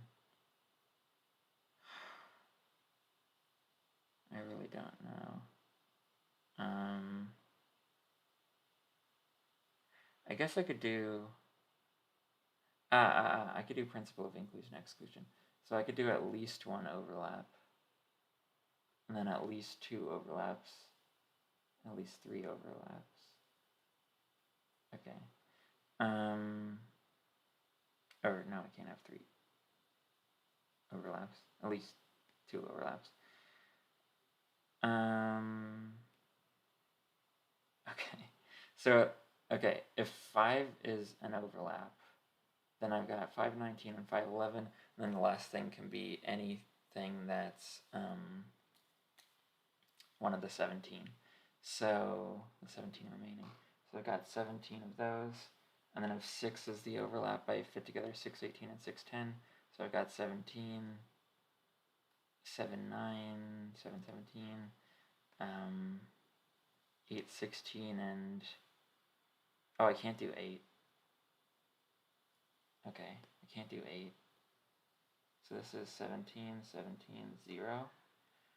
And then 9 is another 17 ways. 10 is another 17 ways. 11 is another 17 ways.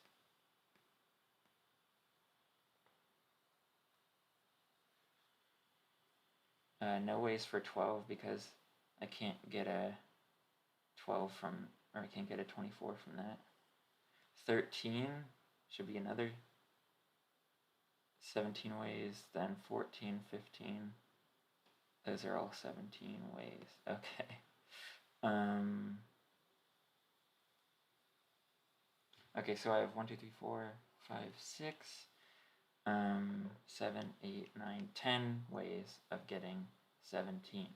Okay, so I have 170 sets there. And then for 2 overlaps,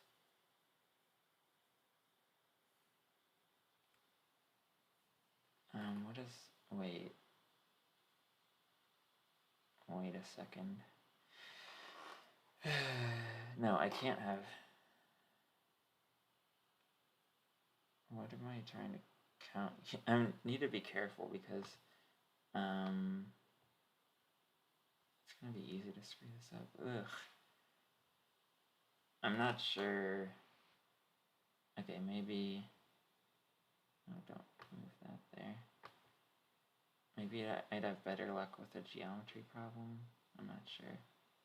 Let me go back.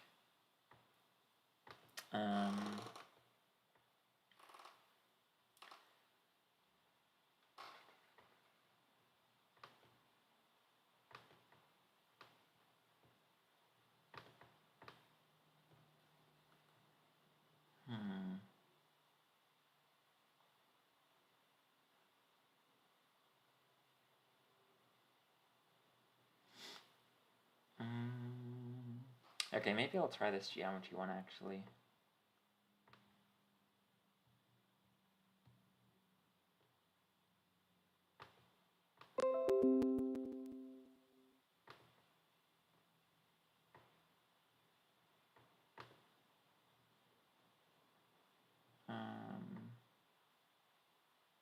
Okay. Let's see. Okay, I'm gonna try this geometry one now that I skipped over before because it scared me.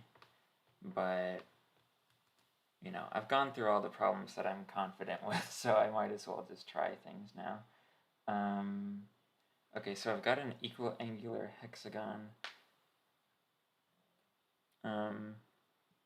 Okay, so AB is 6, BC is 8, CD, well, wait, no, they should all be 120-degree angles, so let me go back.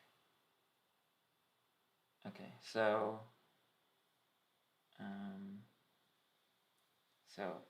AB is 6, BC is 8, then that's 10, and DE is 12, and then, well, this last angle has to be somewhere over here. Okay, so this is A, B, C, D, E, F. And I want the largest circle that fits inside the hexagon. Oh.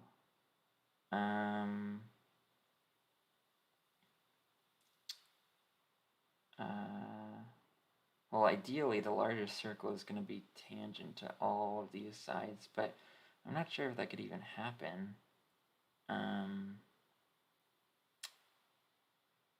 Maybe I'll try to find these other two sides first with some trig and then see what that gives me. So,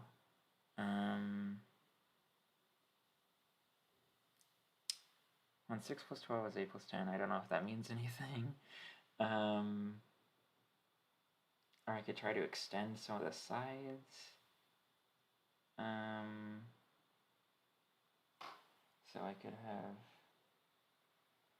this would be 8, 8.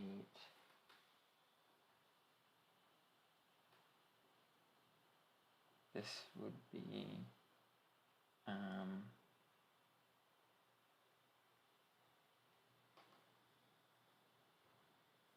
12, 12. And then I can extend this side. Oops. So now I get an equilateral triangle. The side length here is 30 because I've got 30 in this direction. So this side length left over is 16. And this is 16, and this is 16. And then this length is, that's 28, so that's 2. Okay, so it definitely isn't to scale.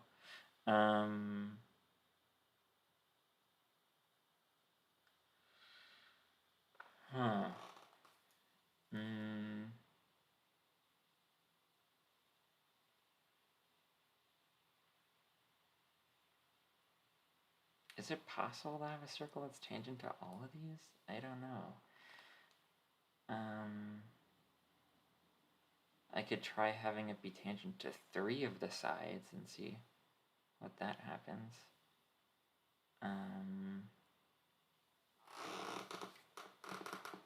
Or I could have a tangent to two adjacent sides, and then see how big the last side can be, I guess. I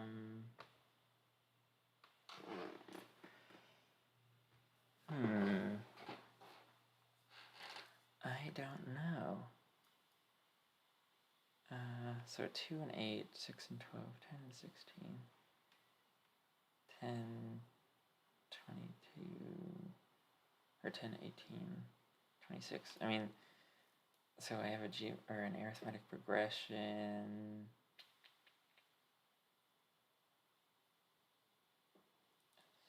Oof.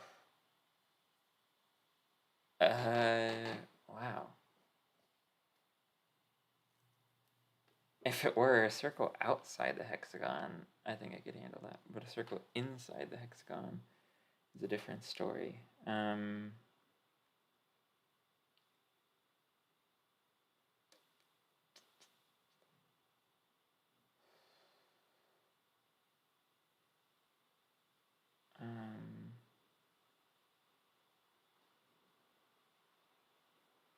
I guess I could try finding these heights, like this one, and this one, and this one, something like that. Okay, so this distance is going to be, well, I've got this, the height of this big thing, this big triangle is, or the side length is 30. So, the height is 30, wait, 30 root 3. Yeah. But I've got a 12 here. So that's 12/30ths of the way down. So that's 2/5. So it's 3/5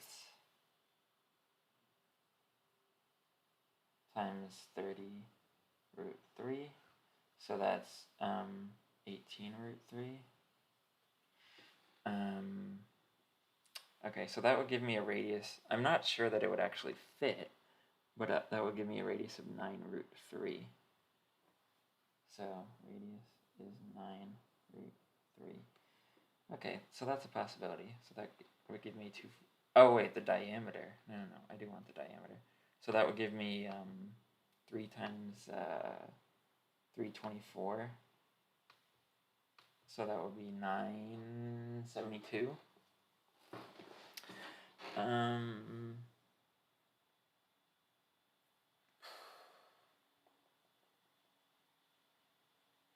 Okay. I guess I'll keep going with this. I don't know if this is gonna go anywhere, but now for the other height. Well, yeah, these other heights aren't gonna work, I don't think, because this is gonna be way too big. But let's figure it out anyway.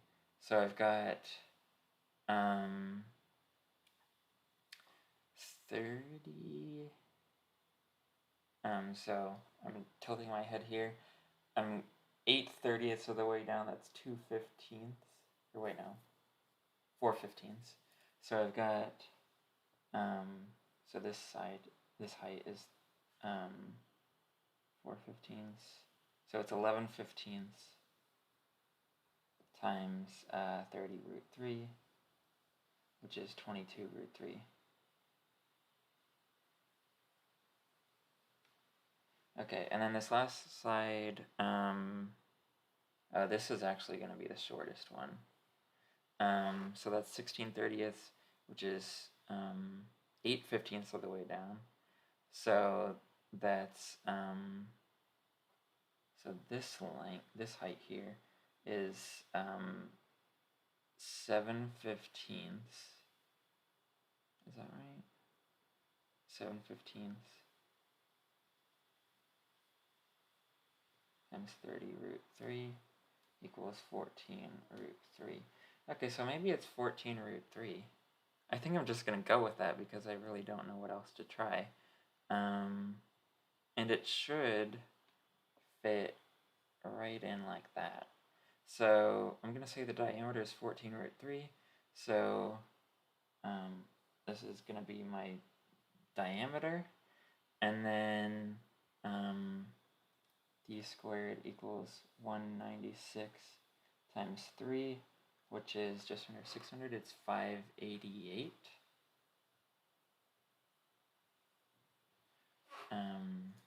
Okay, so for problem 8, I'm going to guess 588. There's no point deduction for guessing, so I'm going to guess.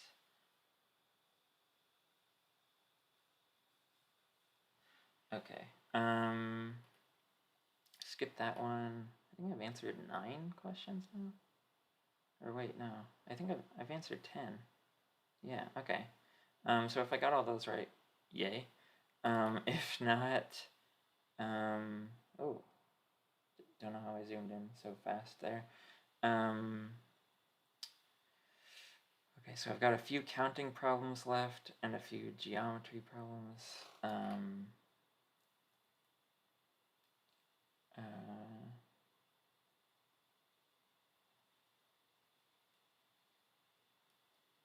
might try 15.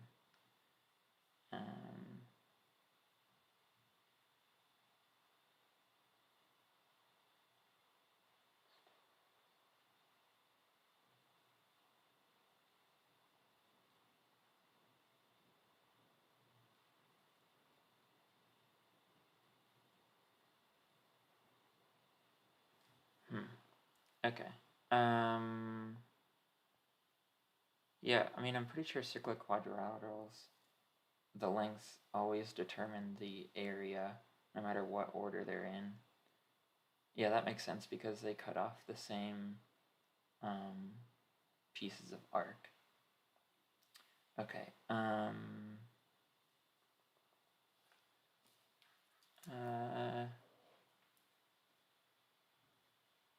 Let's see.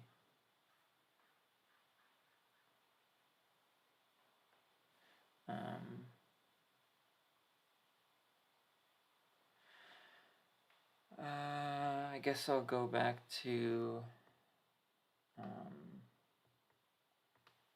this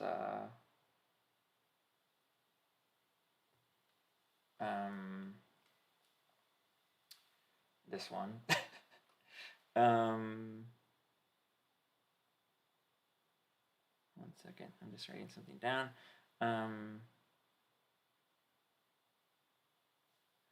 Okay.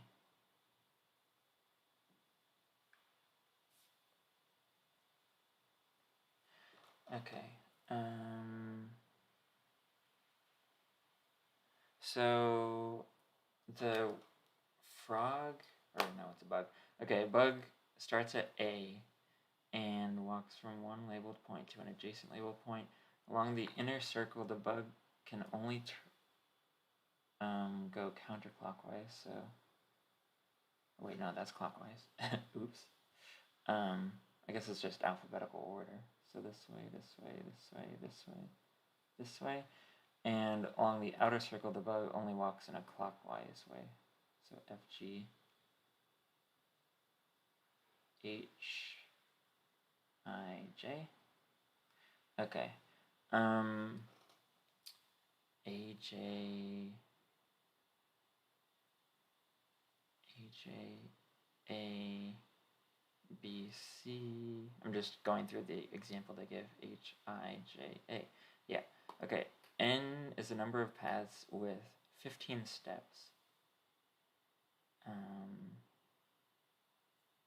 that start and end at A. Oh. Okay.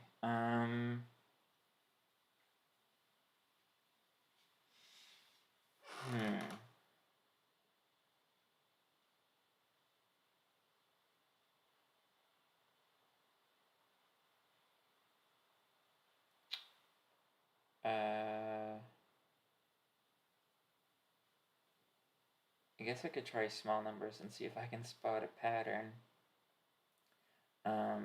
Okay, I can't do one step. So let me copy and paste this diagram to a new page.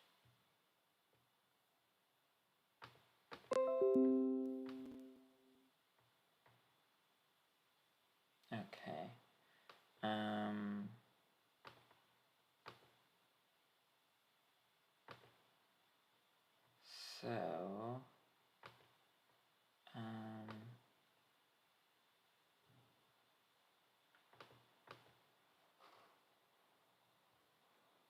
here we go, page 13 of 209.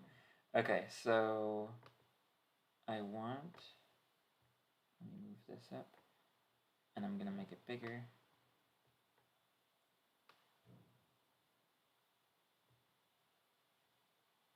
Let me move it. Okay, so I want 15 steps.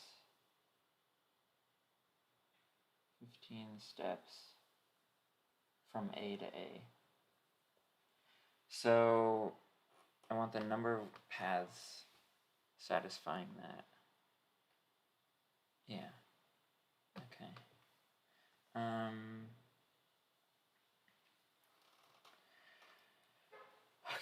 Okay. Let's see.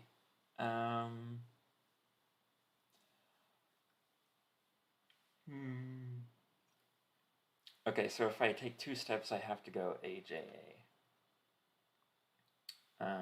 I guess that's a good place to start. So maybe I will shrink this down.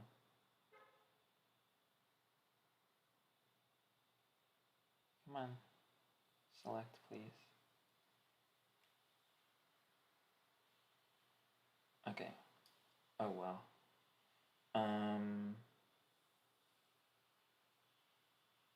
That's weird.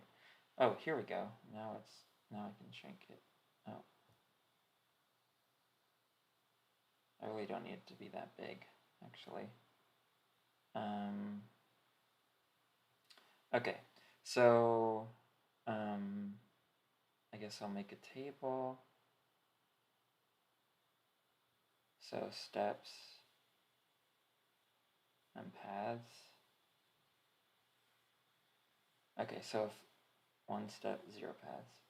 2 steps, 2 steps. Well, for one thing, I have to take an odd number of steps. Okay, but let's just keep going. So I think that means I need to travel around the circle. Because I can't really just loop. If I loop back on myself, I'm going to have an even number of steps. So I have to pass around the circle once. But, or twice, or 3 times. But, okay, so if I take 2 steps, well, if I go, I can either go to B or to J, but if I go to B, I can't come back. So there's just 1 path. 3 steps. If I go to B, I can't make it back in 3 steps. So, and if I go to J, I can't take 2 steps and come back. Okay, I think things get interesting at 4 steps. Okay, so now, if I start at B,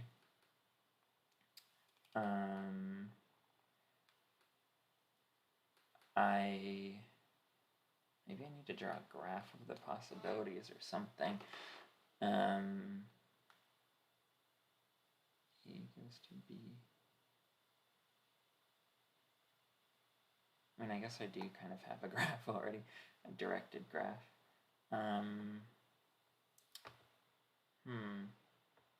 Oh, thank you, Rohan. It's nice to see you. I really appreciate it. I hope we have another class together sometime. Let's see.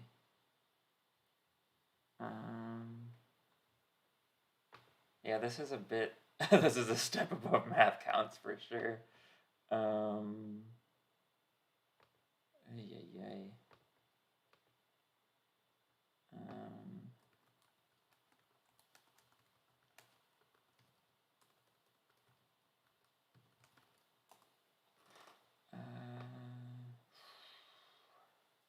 Okay, 4 paths. I could go A to B.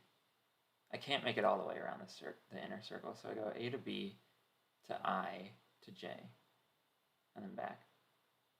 Right, B, I, J, A. Yeah. Okay, so that's one way. Or I go to J, J, F, and then down to E and back. Or I go A, J, A, J, A. So I think that's 3 ways. Okay. If I take 5 steps, I'm not sure if I'm even going to see a pattern here. Okay, if I take 5 steps, I can go around the inner circle.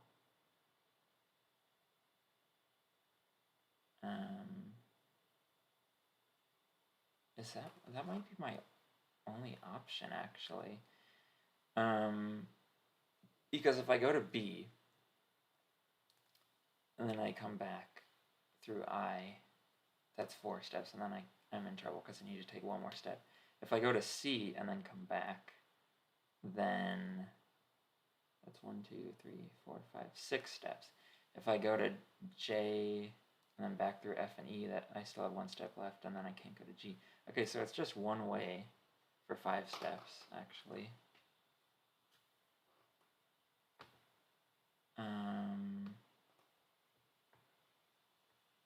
Okay.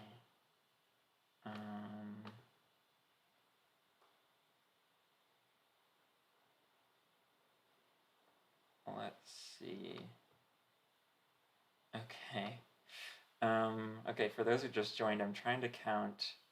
So I'm starting at point A, and I can only move in the directions of the arrows, but between the 2 circles I can move in either direction. And I'm trying to count the number of 15-step paths from A to A.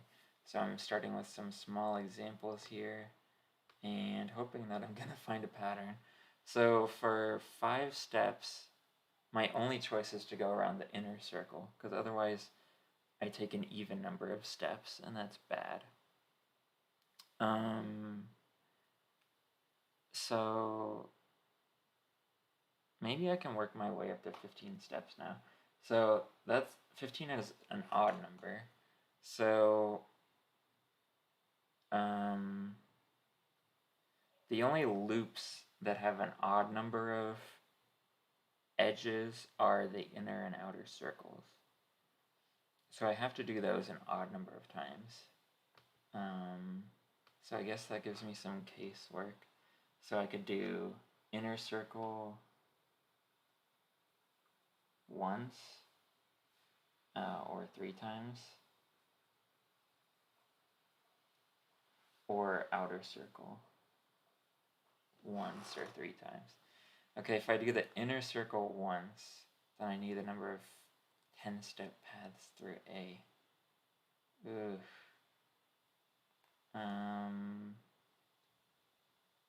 Wow. So I could do A, B, and come back.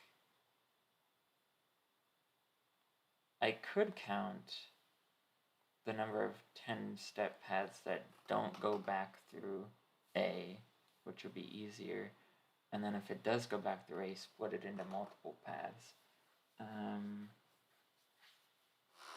So if I take a 10-step path that doesn't go through A, I could do B to C to D to E to F, G, H, I, J. Wait. B to C to D to E. Yeah, then F, G, H, I, J, A. Okay.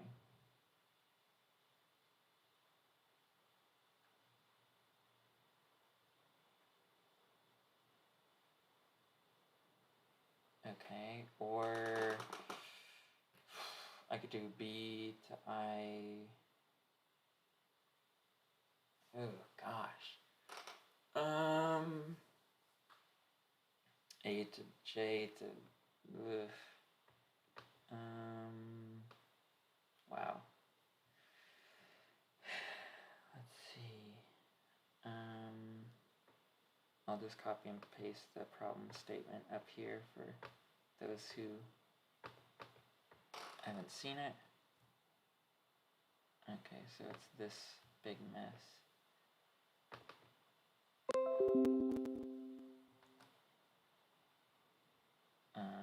I think it pasted down here somewhere.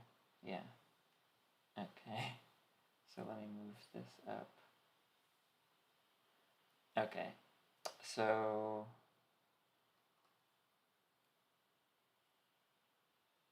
yeah, this is gonna be tough.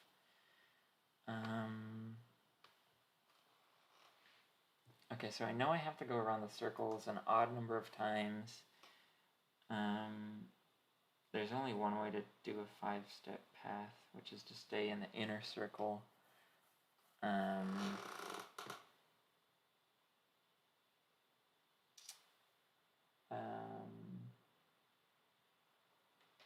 Wow.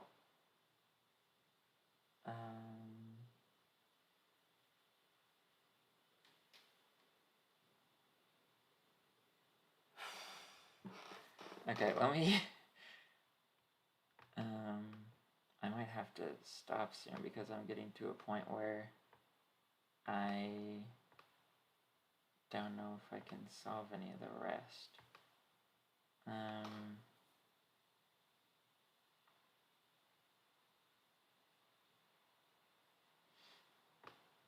Okay, S, P1, P2, P3, E, P4, P5, be a heptagon.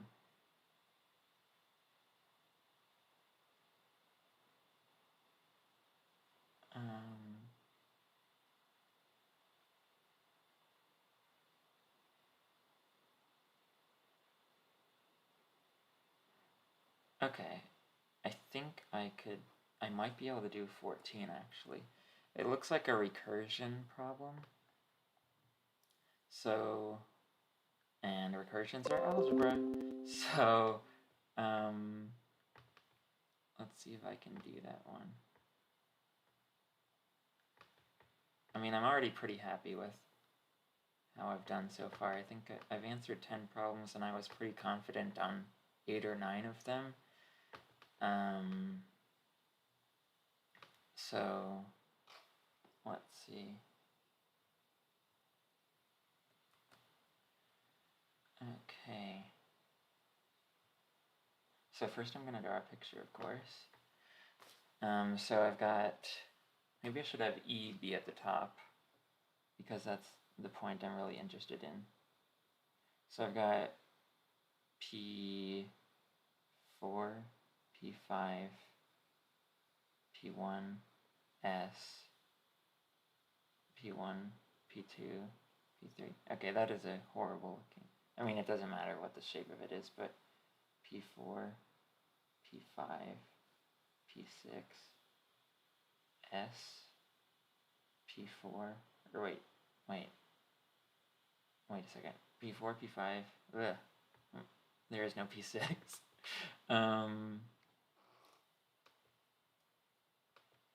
Okay, so that's an S. Then P1, P2, P3. Okay, so I start at S. S for start, E for end, I suppose. From any vertex, the frog may jump to either of the two adjacent vertices.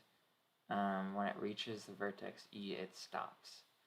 Okay, so find the number of distinct sequences of jumps. So the number of ways to get to E with at most 12 jumps.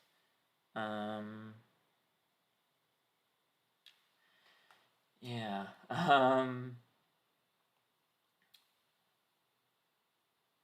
Okay, so I guess I could, maybe I'll draw a graph of this actually. So let me scoot that over. So I've got, I start at S, then I can go to P1 or P5. Then from there I can go back to S, or to P2, or P5 back to PS, or P4. So I'll draw arrows for these. For these different paths. Come on. Why isn't it drawing the arrowhead? Oh, it's a little laggy, I think.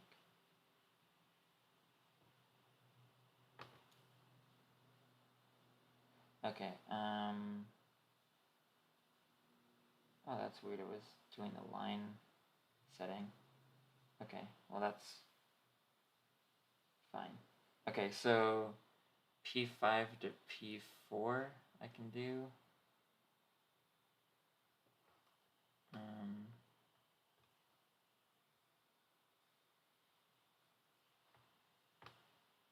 acting a little weird.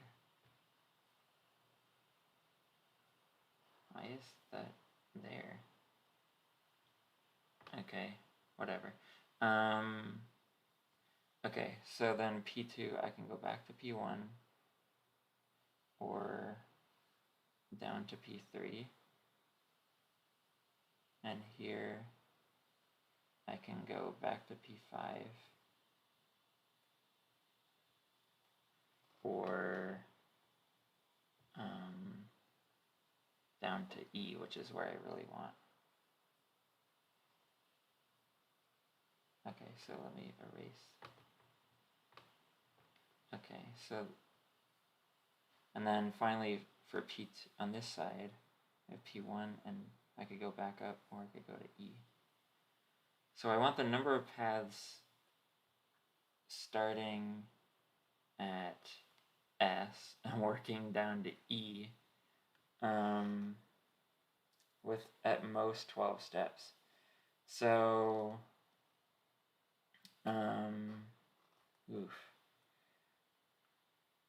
maybe I should just start listing the number of ways with a certain number of steps and see what I can do with that. I'm not sure.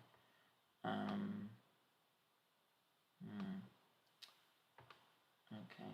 For those who are just viewing, I'm finding the number of ways to get from S to E in at most 12 steps on a heptagon. So I drew this graph to show the ways of getting there. Actually, why don't I shrink this? Fortunately, I have a tool for that. No. Here we go, if I can get it to work. Come on. Why isn't it working? It's being really weird. The commands, okay, oh well. I guess I could zoom out. Okay, so now what?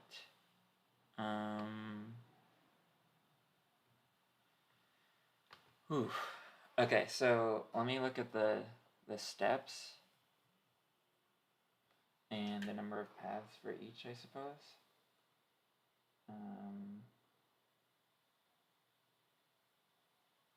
Oh, yeah, see, it's okay. Yeah, it's really laggy for some reason. P, A, P, H, S. Okay, there we go.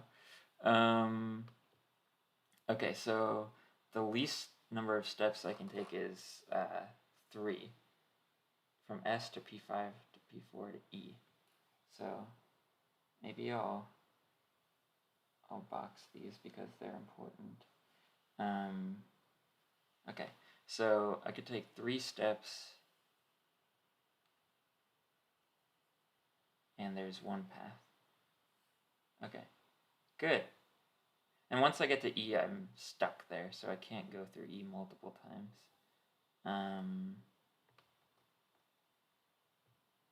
Okay, 4, 5, 6. Yeah, what's going on here? Sometimes, this kind of happened last time with my last live stream.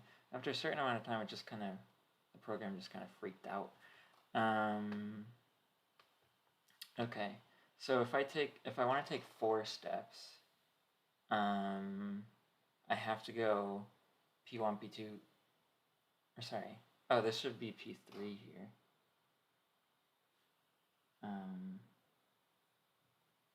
That should be a 3. Okay, I could go P1, P2, P3, E, and that's my only choice.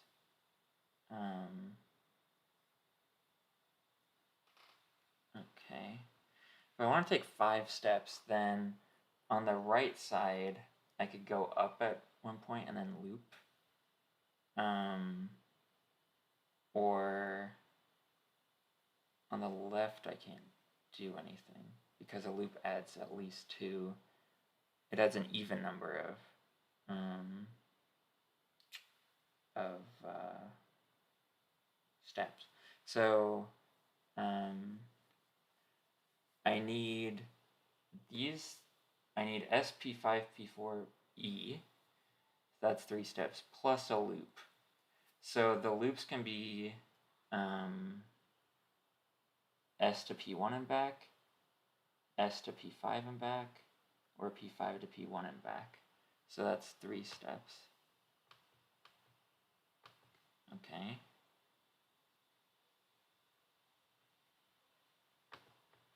So I guess I just count the number of loops I can do and see where that takes me.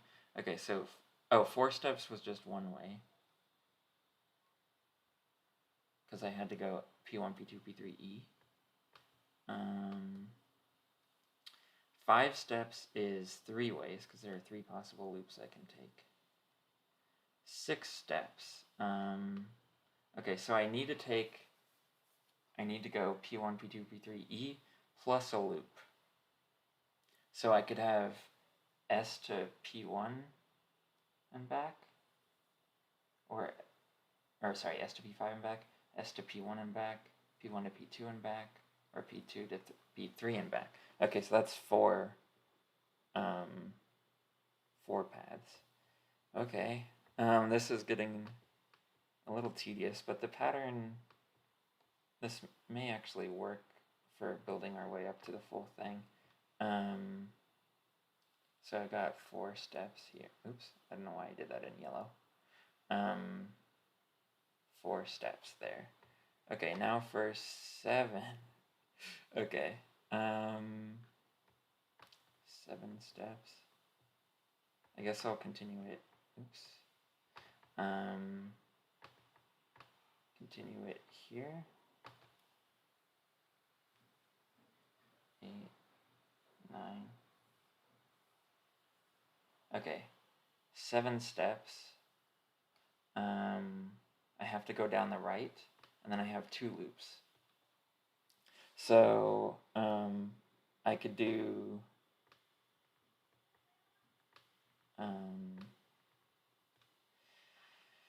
2 loops down the right side, so that's S to P5 and back twice, or P5 to P4 and back twice, so that's 2 ways, or S to P5 to P4 and all the way back. That's another way.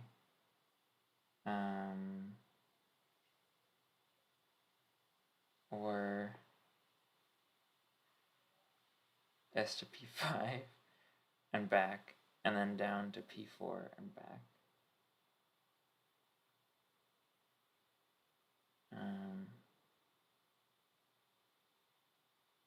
Okay, so that's 4 ways, using 2 loops on the right.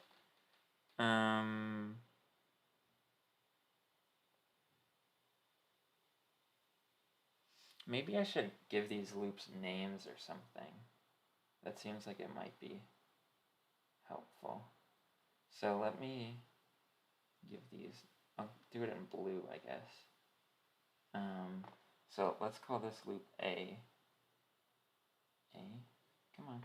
A, B, C, D, E. Okay, so yeah, so the parity of the number of steps tells me which way I really need to go down. And so I can just give a sequence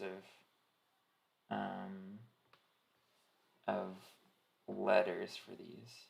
So, for example, for my 5-step paths, I go down the right, and I could do either A, B, or just nothing. So, or, sorry, A, B, or C. Okay, so A, B, C. Yeah, this is really being weird. It's like, maybe it's the fact that I have 209 pages. Okay, and then for 4 paths, I could have C, D, E, or A. Okay, this seems like a better way of doing it.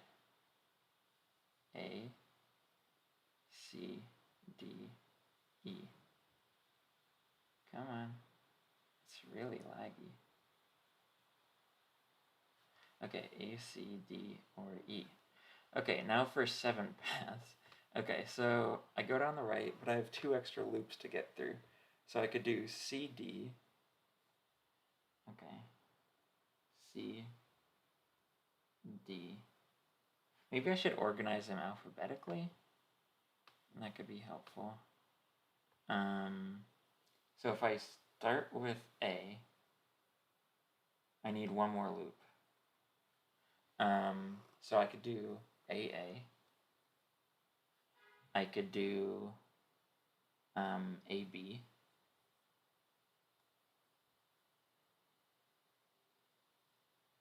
I could do AC.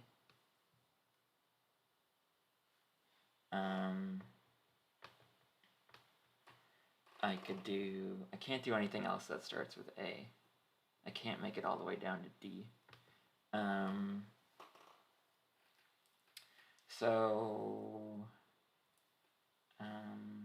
Or I could do B first and then A. Or, okay, so B, then A. Or B and then B.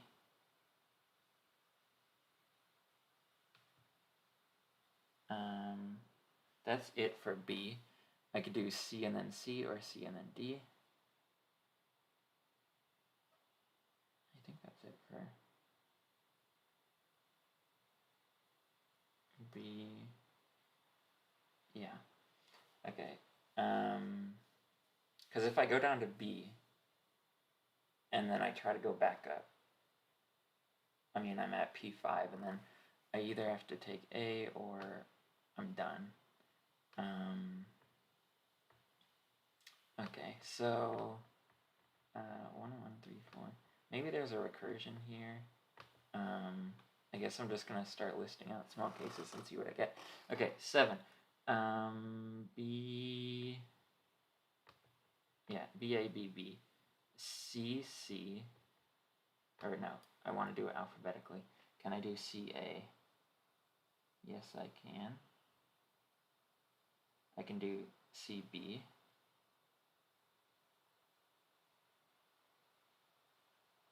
I can do CC. I can do CD. Oh, what's happening? Okay, wait. Okay. I could do CD. Okay, I can't do anything with E. Or, oh, I guess I called this E. Oh well.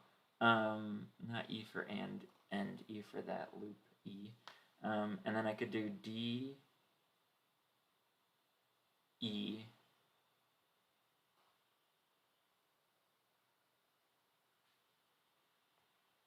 1 second. D, DC rather. That's 2 steps up. DA or DB. I guess that isn't in alphabetical order, but oh well. Okay, how many steps is that? My gosh.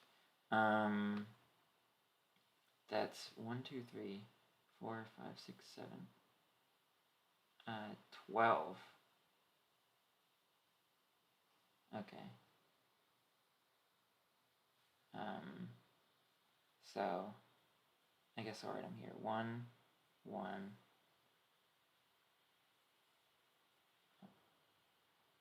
3. Come on. 4. 12. I'm trying to see if there's any pattern here. What can I do for an 8-step path? Well, I have to go down the right, and I need 2 loops again. So,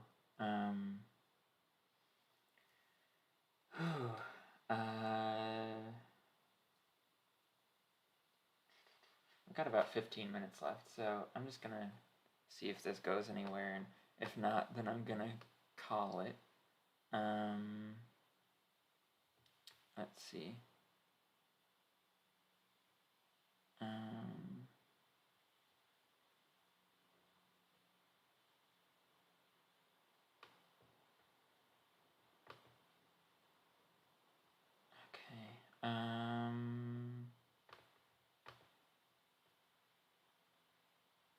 Oof, this is tough.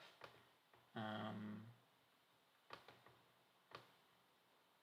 mean, if I do a loop back to S, I can add on a 6-path thing. Otherwise, if I never go through S again, I think that might be the key. Okay, so if I never go through S again, and I do 2 loops, I can do D and then D, or E and E, or D and E, or E and D. Okay, so, 8 paths. I'm gonna ignore that for now.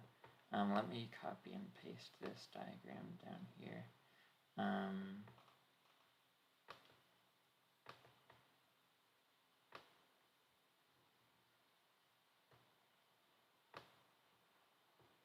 Oh yeah, I forgot. It's being weird. Okay, maybe I can duplicate it. Oh, whoa, that's weird. Let me undo that. That's weird. It's kind of crazy. Okay, so if I don't come back to S, I have DE,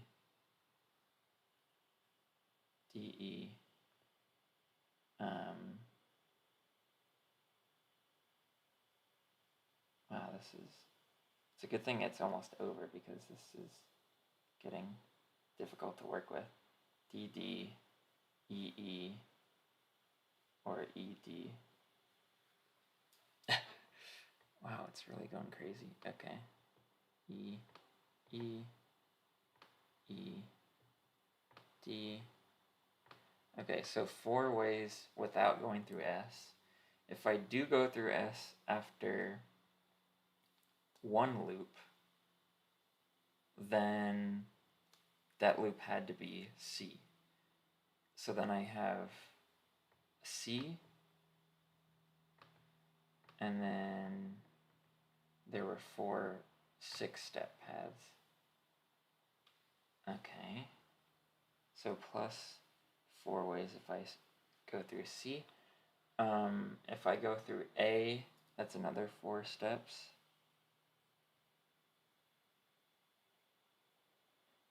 If I go through, let's see,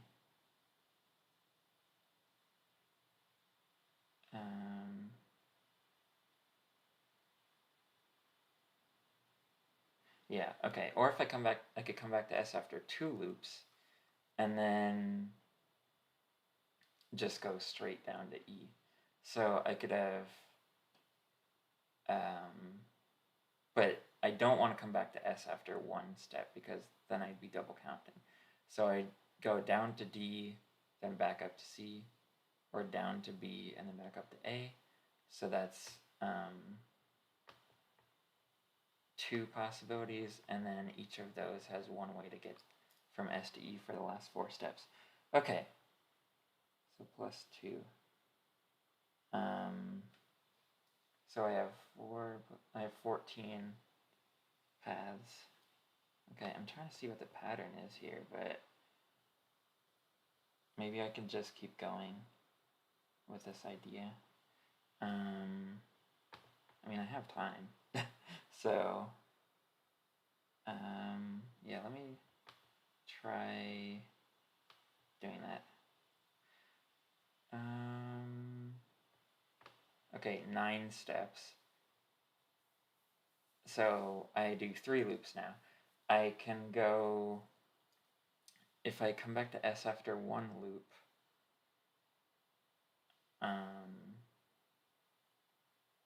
Wait, did I? Yeah. Okay, if I don't come back to S at all, then I have to go right, and then I have to do B, and then B, and then B, because I can't take A at all. Okay, so,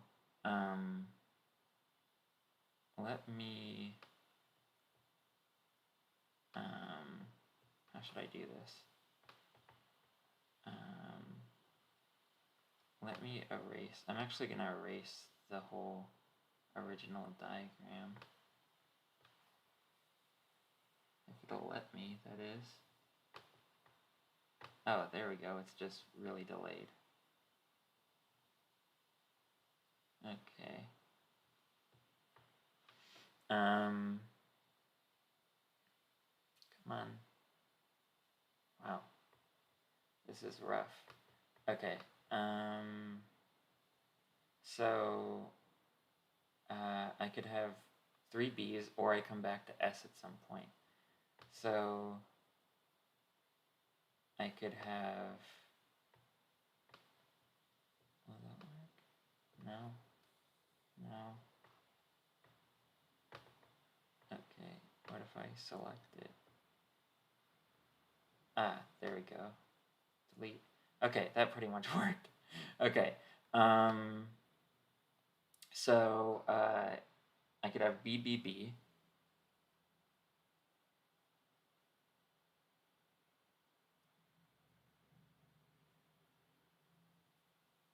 Okay, BBB, or I come back after one loop, and then I've got a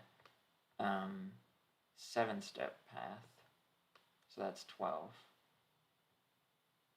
Okay.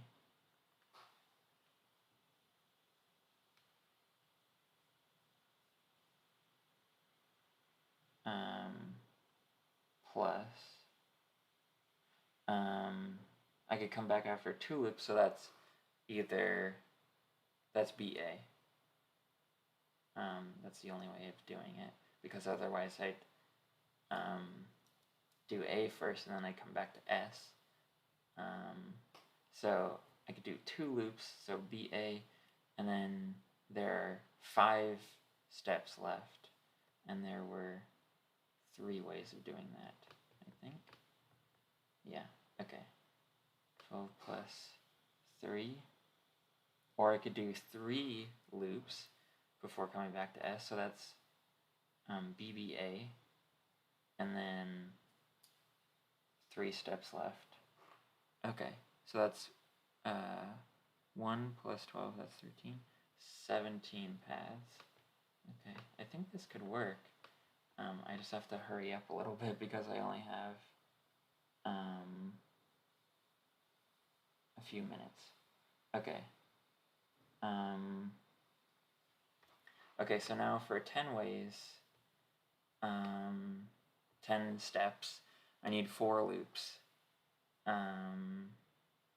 So if I don't come back to, maybe I should just get a straightforward recursion.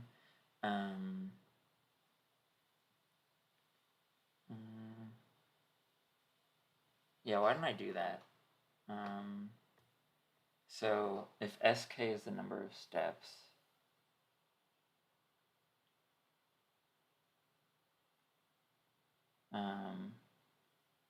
so I could do it where I don't come back to S until, or I don't come back to S at all. So so first let me do k even, since that's the harder one. Okay, so I could do the DEs with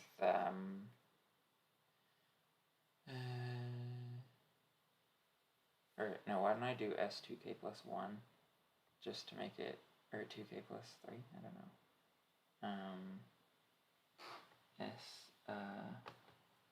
Okay, so scratch that out, 2k plus 3 plus, come on, 3. Okay, 2k plus 3. S2k plus 3 is, so that's, or sorry, 2k plus 4.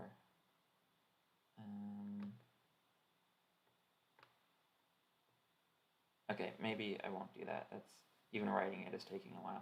Okay, so for 10 steps, if I don't come back to S, I do 3 loops. So I could do DDD, EEE, EDD. Okay, starting with D. Then I have 2 loops to get down, and I can't take C. So I could do 3 Ds, D and DE, D and 2 E's. Or I could do, if I start with E, I could do 3 E's, E and 2 D's, E, D, E. So that's 6. Okay, so that's 6 plus, okay, then if I do 1 loop before I get back to S, that means I take C, and then I have 8 paths, so that's 14.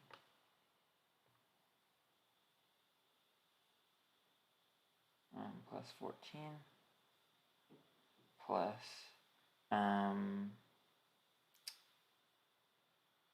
okay, or I could take 2 steps before I get back to S, so that's D and then C, and then I have 6 steps left. So that's 4.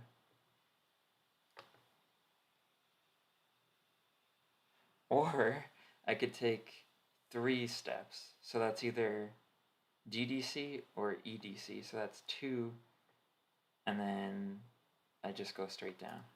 Okay, plus 2. Okay, so that is 26. Okay. Okay, so I'm getting close now. 10, 11, 12. Oh. 10 was 26. Okay, almost there. Okay, 11. If I don't come back, so that's going down the right, and I have 4 loops. So if I don't come back to S at all, that's 4 B's. So that's 1 way. Plus, if I come back to S after 2 steps, or 1 step rather, that's going down to A, and then coming back. And then I have 9 steps left. And I think that was 17. Yeah. Okay. 1 plus 17. If I have, if I come back after 2 steps, that's BA. So that's, then I have 7 steps left, so that's 12 ways.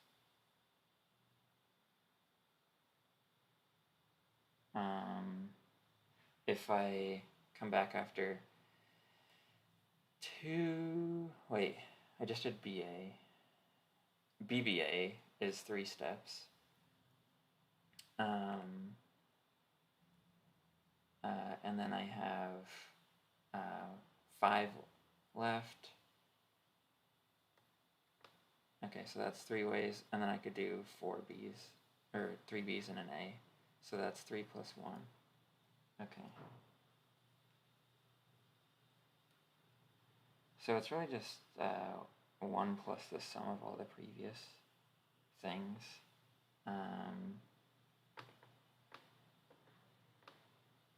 Okay, 26. And I've got 17 plus 12, that's 29, 32, 33.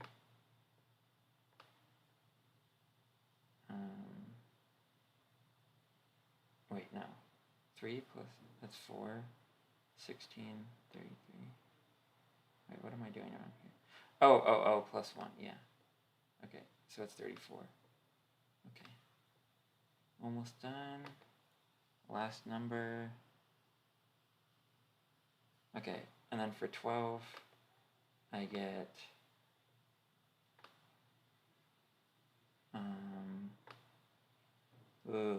I'm not sure I want to go through the computations, but okay, so that's 4 loops.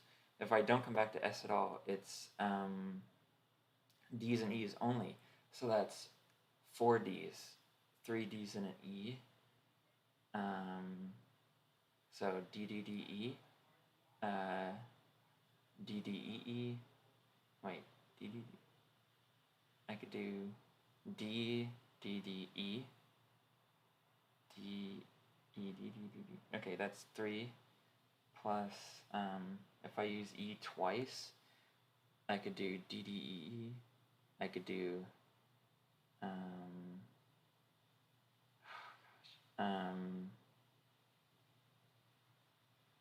D, I'm really not sure. Okay, let me see if I could find a pattern in these. So this is the sum of the previous ones.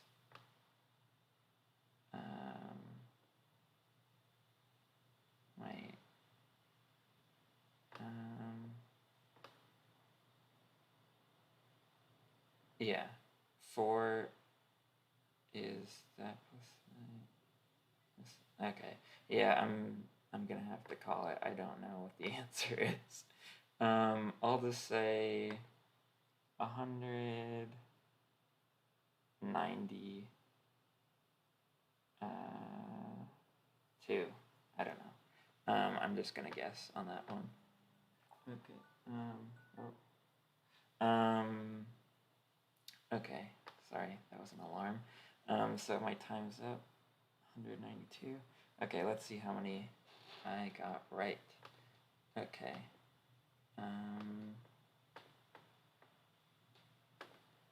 Okay.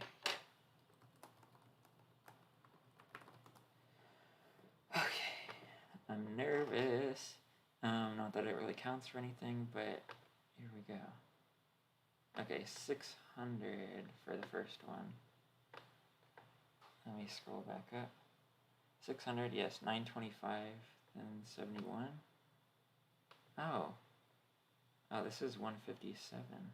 That's weird. Okay. Okay, so I missed that one. Problem 4 is 289. Oh. I got that one. Problem 5 is 440. Did I get that?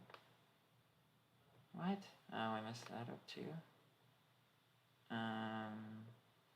Not sure how I messed that up. I'd have to go back and look.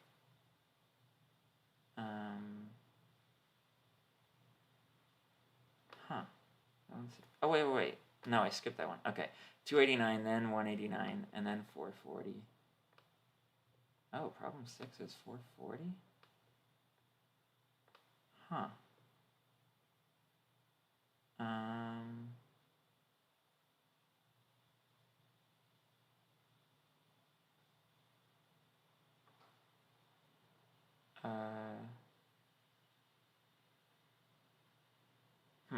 Not sure what I did wrong there. Okay, 7 is 52, good. 8 is 147.